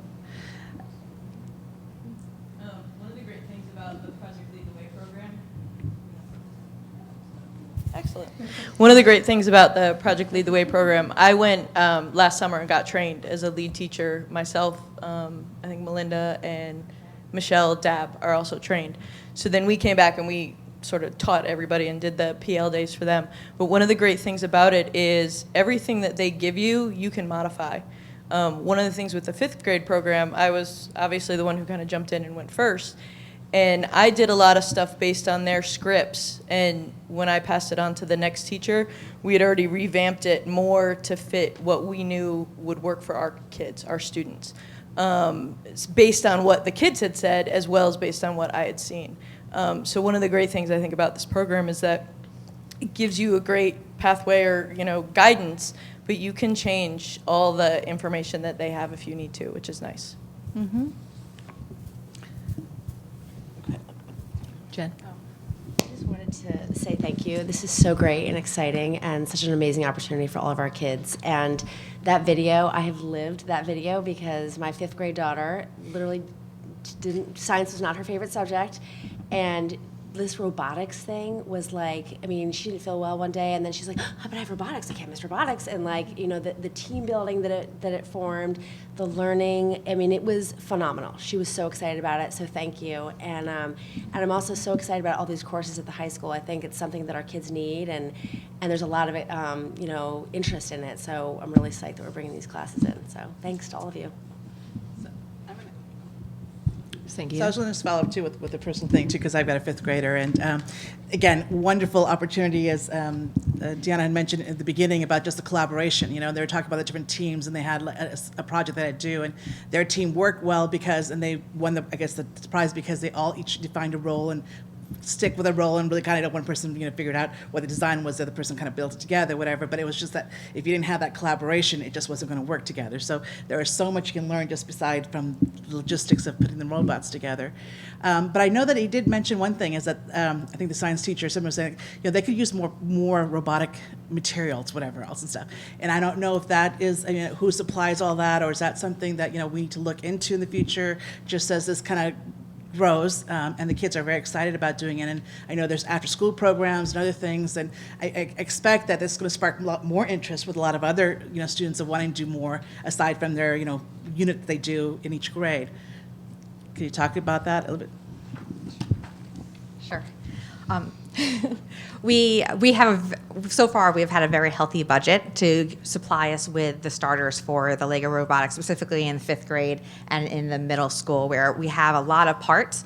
So the startup cost is higher, but then the ongoing cost is pretty low because they're not consumable. We can reuse them over and over and over again.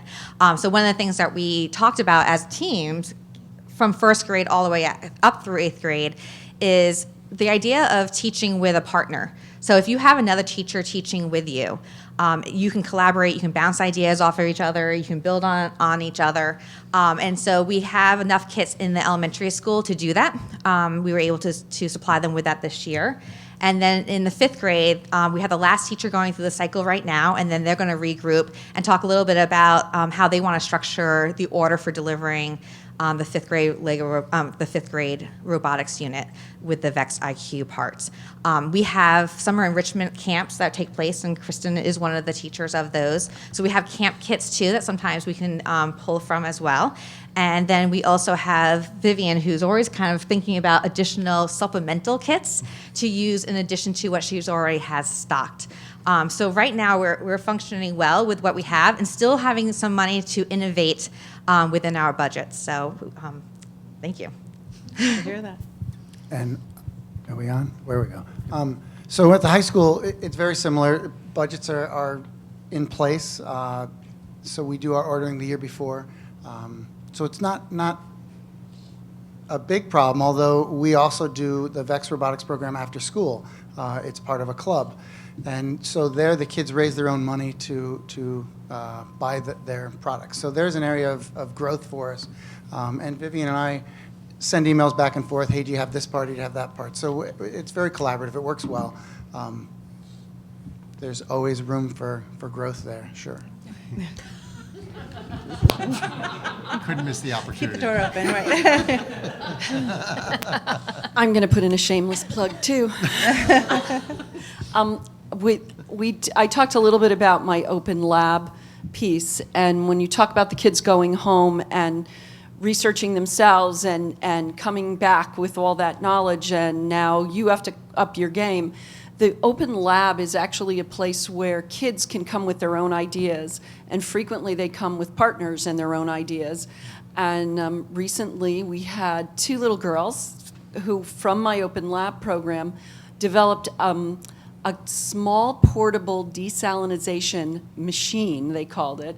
Looked quite a bit like a still, but they processed non-potable water to drinking water. And they were among 40 people who won at the Invention Convention out of 1,000 kids. And they were invited to the National Invention Convention. It was the first annual national convention. So it was through discussion and things that they had heard and learned, and they wanted to help people who didn't have potable water. And these 2 little girls are 6th graders, and they did this incredible thing and were recognized nationally. And it all came out of that open lab, that this is your time to be creative, this is your time to decide what you want to do. So that's been a very big draw, often too big for the room, draw for kids. So I really love that part of the day, although the whole day is fun for me. But I really love that part of the day because these kids who are so enthusiastic have a place to go now and they have a place to put their enthusiasm. And most times I don't know anything about whatever they're doing, and we do use YouTube a lot, and we do a lot of research. So it's very important to give them a creative space, that the curriculum is the design process, and they can go from there. So that was my plug. Any other questions? Actually, sorry. Okay. I've got Say one it. last one here. The new class that you have, the AP, just, again, this is not my area of expertise. Applications, what does that mean? Computer science applications, just. So applications is the one we're not teaching. We're teaching P, which is principles. Application is all JavaScript. So it's been around since Java was created. So that was their first curriculum. They're putting in P, which is principles, next year, and they're talking about doing even an intro half-year curriculum. Not an AP test, but an AP-supported curriculum that would then put them into principles and then applications. Thank Good? Yeah. Oh, Maria. I was just wondering, what's the assessment like at the end? Because it sounds like it's more than just building the machine, it's a lot of different things. For all, for each of the units. Well, I can speak to fifth grade. They had to, I don't know if you remember hearing the one teacher who mentioned the whole project revolved around making a robot that could remove hazardous waste, which were the little blocks, and put them into like a safe zone. So it kind of followed the idea that when the tsunami hit Japan years ago, where they couldn't send people in to do this job, so they had robots that were able to do it. So that was kind of the situation that we gave the kids, and that was their job to do, obviously on a much smaller scale. But that was kind of their final project, I guess. And then they all built a chassis and then built onto that, so all their robots ended up being different. And then afterwards, essentially just had to go back and explain, did your robot work? Why do you think it worked? Why didn't it work if it didn't work, which was totally fine too, because some of them, they fell apart right in front of their eyes, and they were like, all right, well, we need to do this next, or we need to do this next. So I think that was part of the design process as well, and part of their, I guess, assessment at the end was being able to go back and explain all that for fifth grade. In first grade, the interesting thing for the children is that every day they are making a new robot, and it's constant assessment. Is it doing what it's supposed to do? Is it doing what it modeled in the video? And it's that constant kind of cycle of design, and which is in design, there is assessment that's implicit in it. And so every day there is an assessment.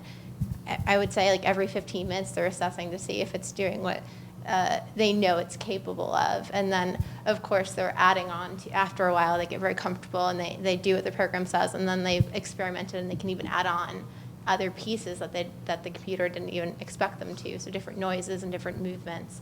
So it's ongoing, and it's so wonderful to watch them kind of take that assessment on and even improve upon it.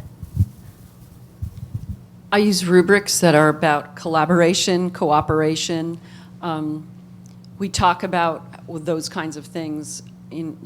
It's not just about the design, it's about how you work together. So that's actually a big piece of the grading, or the rubrics that we use for those kinds of things. They're not, although they have to finish a product in either case, they're actually graded on how they got there based on their interaction with their fellow students.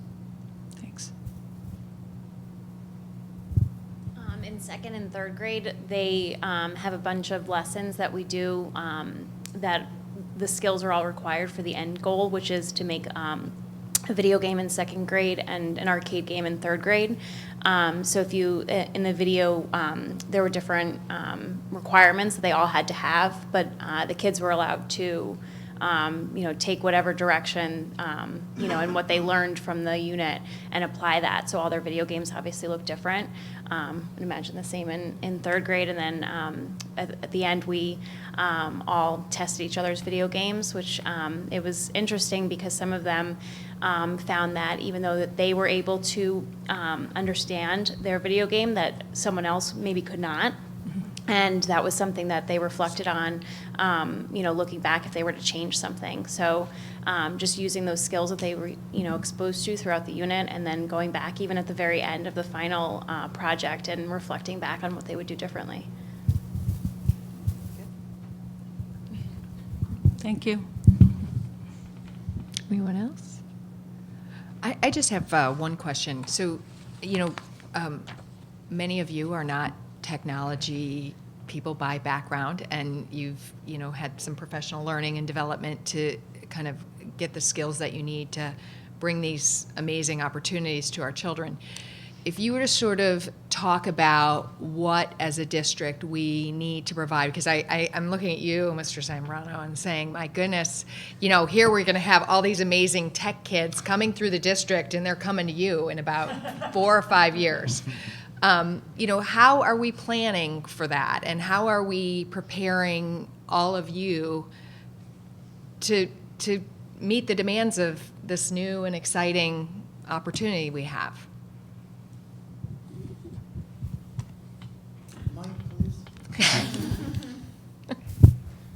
It's on. All right. So Melinda and I have been working on this since it started. I was bending her ear about Project Lead the Way, and oh my gosh, it's a great program. And so we've been doing at the high school Project Lead the Way, I think 17, 18 years now.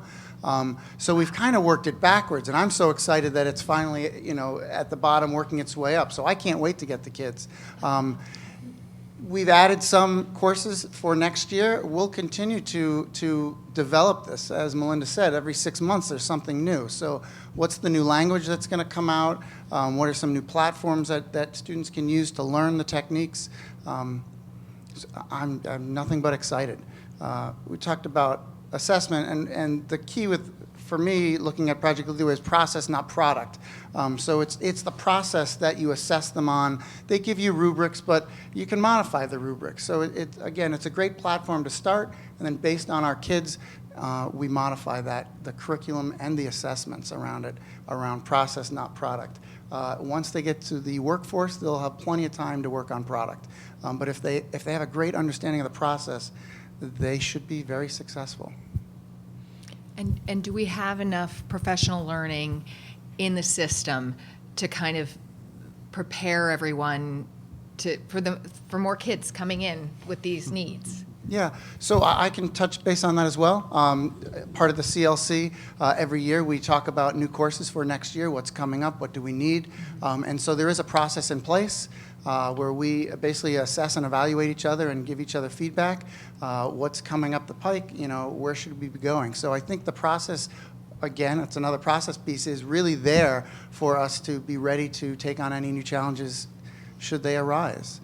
I think we do pretty good at it. Anyone else? Just speaking for the 5th grade this year, I think that, and I think it was mentioned on the video, I felt very comfortable, jumping into the robotics, and I think my technology background was pretty decent compared to the other teachers that I work with. They were a little scared, to be honest, but by having, I think we had a day in August and then a couple days throughout the year, having those PL days is huge. Definitely, I think as we move forward, or if we bring in more teachers to do stuff, or if we want to have more time to collaborate, we do need those PL days and have the time on regular professional learning days, either before the school year or during the school year, to have time together. It will be a huge help. A few of us on the 2nd grade team, since this was the first year that we were implementing it, went to the summer work, and so we had the advantage of going over the materials before the start of the school year. So we decided to pilot it before the rest of our colleagues, and one of the beneficial things to that was because it was a cycle. So each teacher would sort of take it on and then pass it on to the next. I can't remember when we did, November, we had a PL day and we got to fishbowl, so all the teachers who had already implemented it sat in the middle and sort of just debriefed on, you know, what went well, what didn't work, what would we do next, and the teachers who had not yet taught it were able to sit on the outside and listen and ask questions. So that was really helpful.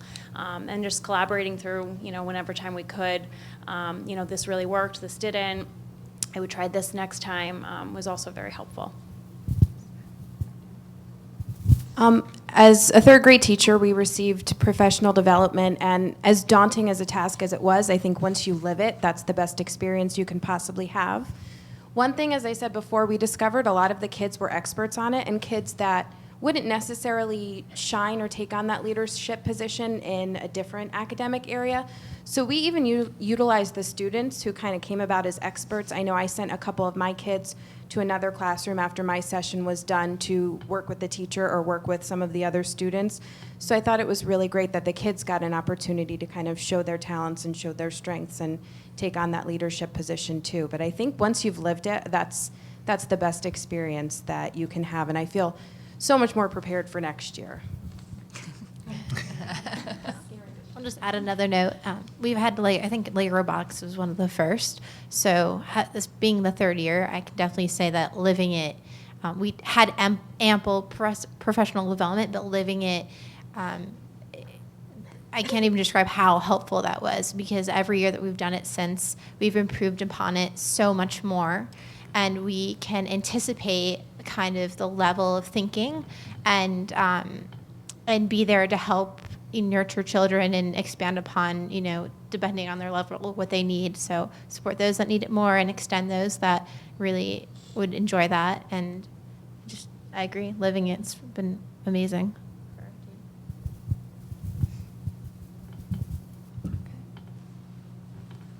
All right.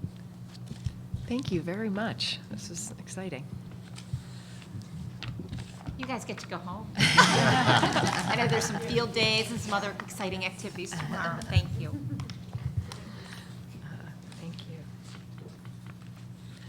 Okay.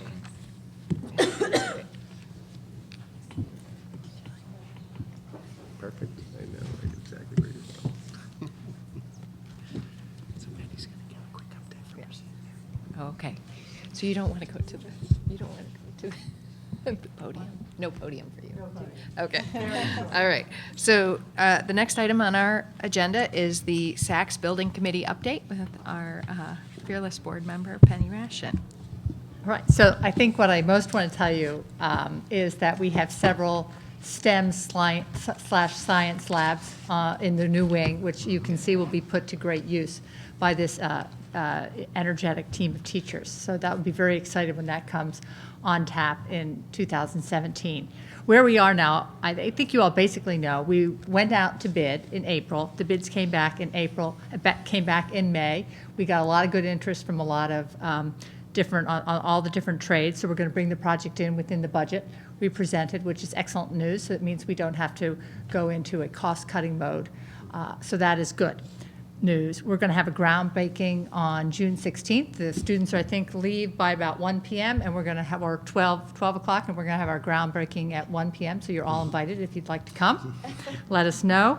We've been working with the Board of Selectmen to get the trades that we've already vetted through a very thorough process on board and working. So the Board of Selectmen has held a couple of meetings. They've advanced 10 trade contractors who have long lead time items like windows, such as getting plans through the EPA that they need to, doing paperwork so that you can get the sketches, for example, for the steel work that's going to be ordered, all that. So we've been getting that going, all that. There are not going to be any shovels in the ground until school is done, but this working with the Board of Selectmen has allowed us to advance the work this summer. And what was interesting to me is our O&G, our construction manager, said, well, you won't believe it, but because we're going to get more work done this summer, that means we're going to get even more work done next summer. So I feel like we're picking up double days by being able to do that.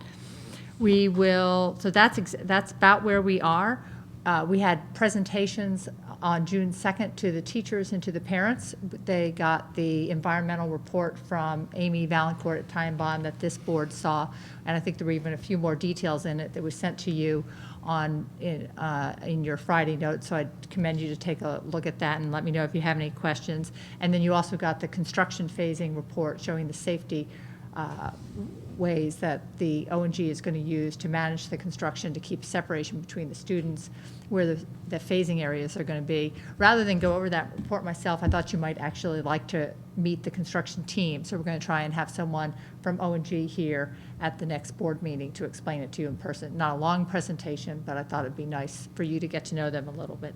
So that's where we are. If anybody has any questions, I'd be happy to answer them. Penny, I would just note that the presentations are available on our website, Yes, they are. as are lots of details and different pieces of information about the Saks Building project itself. So if people have questions about the project or would like to see those presentations or other pieces to it, I would encourage them to visit our ncps-k12.org website for information. Right, there's a whole page on the Saks Middle School, and if you go to that page, there's quick links on the right-hand side where we have put all the presentations that we've given.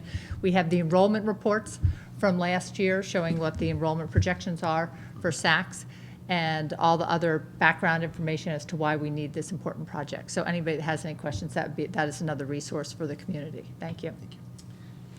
I was just highlight one thing for the parents that I know concern was, because safety is our big issue with that. And then also the working time, because I know it's on there, but just to highlight that the workers are going to be coming in towards the end of the school day, starting from like 12 to 8:30, so that way you can have education going on without being interrupted by the construction, because I think that was a really important part at the parents' meeting.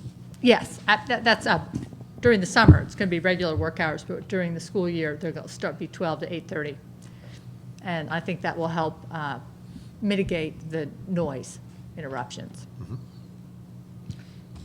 Any other questions? And also, the construction manager has said that they will work with us on having some projects with the students to help them get involved with it. So as we get into that, we can develop some of those possibilities.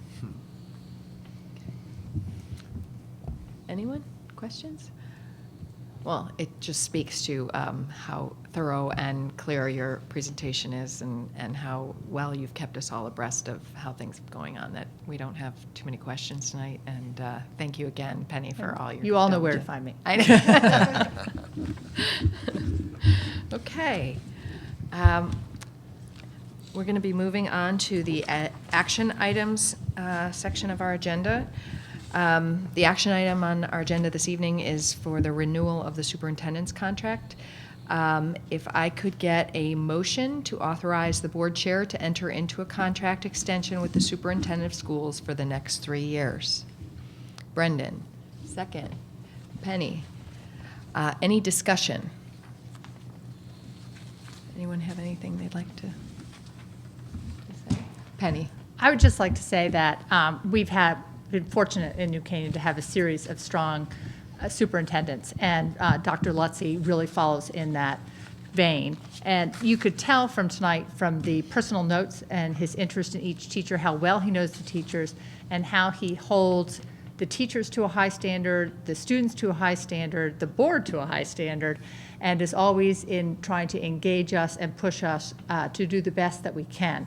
His real interest is the students. I think this is a student-centered district, and I think it's one of the reasons you hear it from all the teachers and all the educators. Every single decision that the teachers and the administrators are making is they are trying to figure out what is in the best interest of the students, and Dr. Lutzy is leading that effort for the district, and I think that it will serve our students and our teachers well.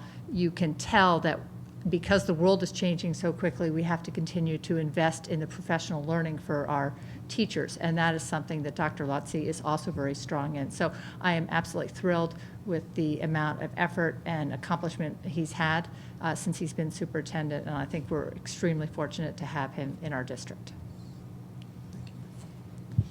Anyone else? Hazel? I've been fortunate in that I have worked with and for many superintendents, and Dr. Lutzy is one of the best, whether it is in curriculum, budget, hiring staff, or understanding students. He has the qualifications and expertise to make the New Canaan New Canaan students and the schools continue to be outstanding. Sangeeta? Yeah, this past year, as Dr. Lutz has been able to really settle into the superintendent role, we've really had a chance to see him flourish in this position. He has been a superintendent for only a short time, but he really acts like a seasoned one. He continues to be approachable and is a good listener. He works well with our administrative staff as well as the faculty, and as we saw tonight, as Penny mentioned, knows them very well. They have a great connection. He's also been successful in reaching out to our town leaders and our community members with good communication. His humble nature and calm composure, even in stressful situations, is very admirable. But as Penny mentioned, the most important attribute is that he really cares about the students. Everything that he does, every action, every plan is really motivated by what's best for our students. And I really look forward to seeing seeing him continue in moving the district forward as we grow under his leadership and guidance in the coming year. So glad to have you on board. Jen? So this is going to sound like a broken record from all of us, but I am just continually impressed by your dedication to our schools, to the parents, to the students, to the staff, even our board. And you set incredibly high standards, and you are, you are committed to achieving them with everyone that works for you, and you have such vision. Amongst so many of your accomplishments, two characteristics that I have just loved seeing in you is your true love for the kids. I was there a couple weeks ago, and you were talking about being in the elementary school and reading to them, and how, I love that. You love being with the kids, and you love education, which is such an amazing trait. And I also love whenever you've had accomplishments or kudos, it's always not about you, it's about your team and who you have formed around you. And you're always so gracious in, making sure that everyone is thanked. And we are also grateful to have you as a leader. I know you work tirelessly for our district, and you handle all situations with such grace, and we are just so grateful to have you here. So thank you. Brendan? My short time on the board, I've been impressed by, there's obviously a ton going on to actually run the school system, and you seem to have a handle on just about everything. You're not operating at 30,000 feet, you're into all the details. So I've been incredibly impressed by that. In particular with the budget process, the level of diligence that went into creating the budget, understanding all the elements that go into it, and really having all the answers for all the various constituencies in town was very impressive. So, thanks. Maria? Not to sound like a broken record also, but you definitely, I have to say, the budget process this year was so clear to everyone, and everybody mentioned that, and I think that's evident. You're very graceful and gracious in all situations, and totally appreciate your ability to communicate on even the littlest issue. And so thanks. And thanks for the chocolate. That was really good. Keep that up.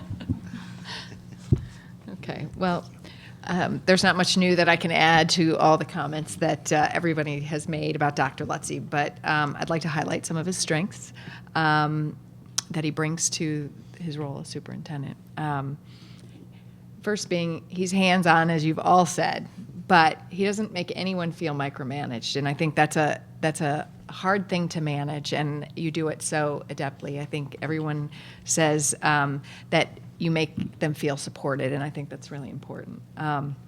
You're collaborative, both with the staff, the board, and members of town government, and I can attest that you have the highest integrity, and you're always looking out for the best interests of the students of New Canaan Public Schools. And finally, you're proactive.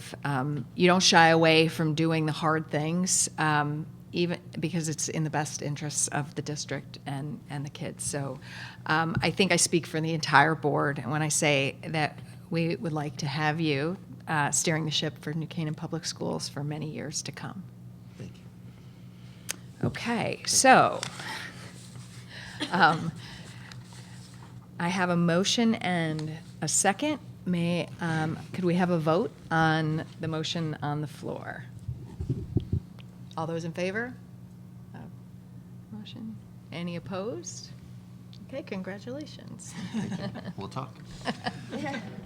And can I just, true to form, want to say that it truly is a team effort all the way. And I'm just so blessed to have such an amazing team of central office administrators, amazing principals, assistant principals, outstanding teachers. I mean, to just put together the comments on our teachers tonight and just share a little bit of what they've done with you through their time here in New Canaan. It just gives a glimpse to the outstanding people that truly are here and I think do contribute to making New Canaan the special place that it is. It's I have the opportunity to do important work surrounded by great people. Can't get better than that. So thank you. It all means a lot. Well, we're glad to have you here. Thank you. Okay, sorry. The next item on our agenda is the consent agenda. Could I have a motion to approve the consent agenda? Hazel, second. Jen? All those in favor? It's unanimous. And then moving on to comments from the public. I see no public, so I will move on to announcements and future business. Dr. Lutzy. Sure. As you began the meeting by saying, this is our final Board of Education meeting while school is in session. Hard to believe. But without our lack of snow days this year, which is great news, means that our school year is ending in, under 2 weeks at this point. So our graduation is on Wednesday. Our last day of school is Thursday, not next week, but the week after. And our next meeting will be on June 20th. We'll have the SACS project team come and speak with us. We'll also have an update on our enrollment and staffing. We will take that opportunity to introduce our new special education administrators to you, and we'll be reviewing our statement of accounts as it will be towards the end of the month. I'll also be sharing with you the calendar of trips for Model UN, because we like to approve that in advance so they can go ahead and begin their fundraising and their work for their trips and everything they're doing. And we take it from there. Okay. It's a busy couple of weeks ahead. Okay, so moving on, the next item on our agenda is the adjourn to executive session. We are adjourning to executive session in accordance with Connecticut General Statutes 1-206. The subject to be discussed is personnel matters for the purpose of discussing the employment and/or performance of individuals who have been notified and who agree that it shall be held in executive session. May I have a motion? Brendan, second. Penny, all those in favor? It's unanimous. Okay.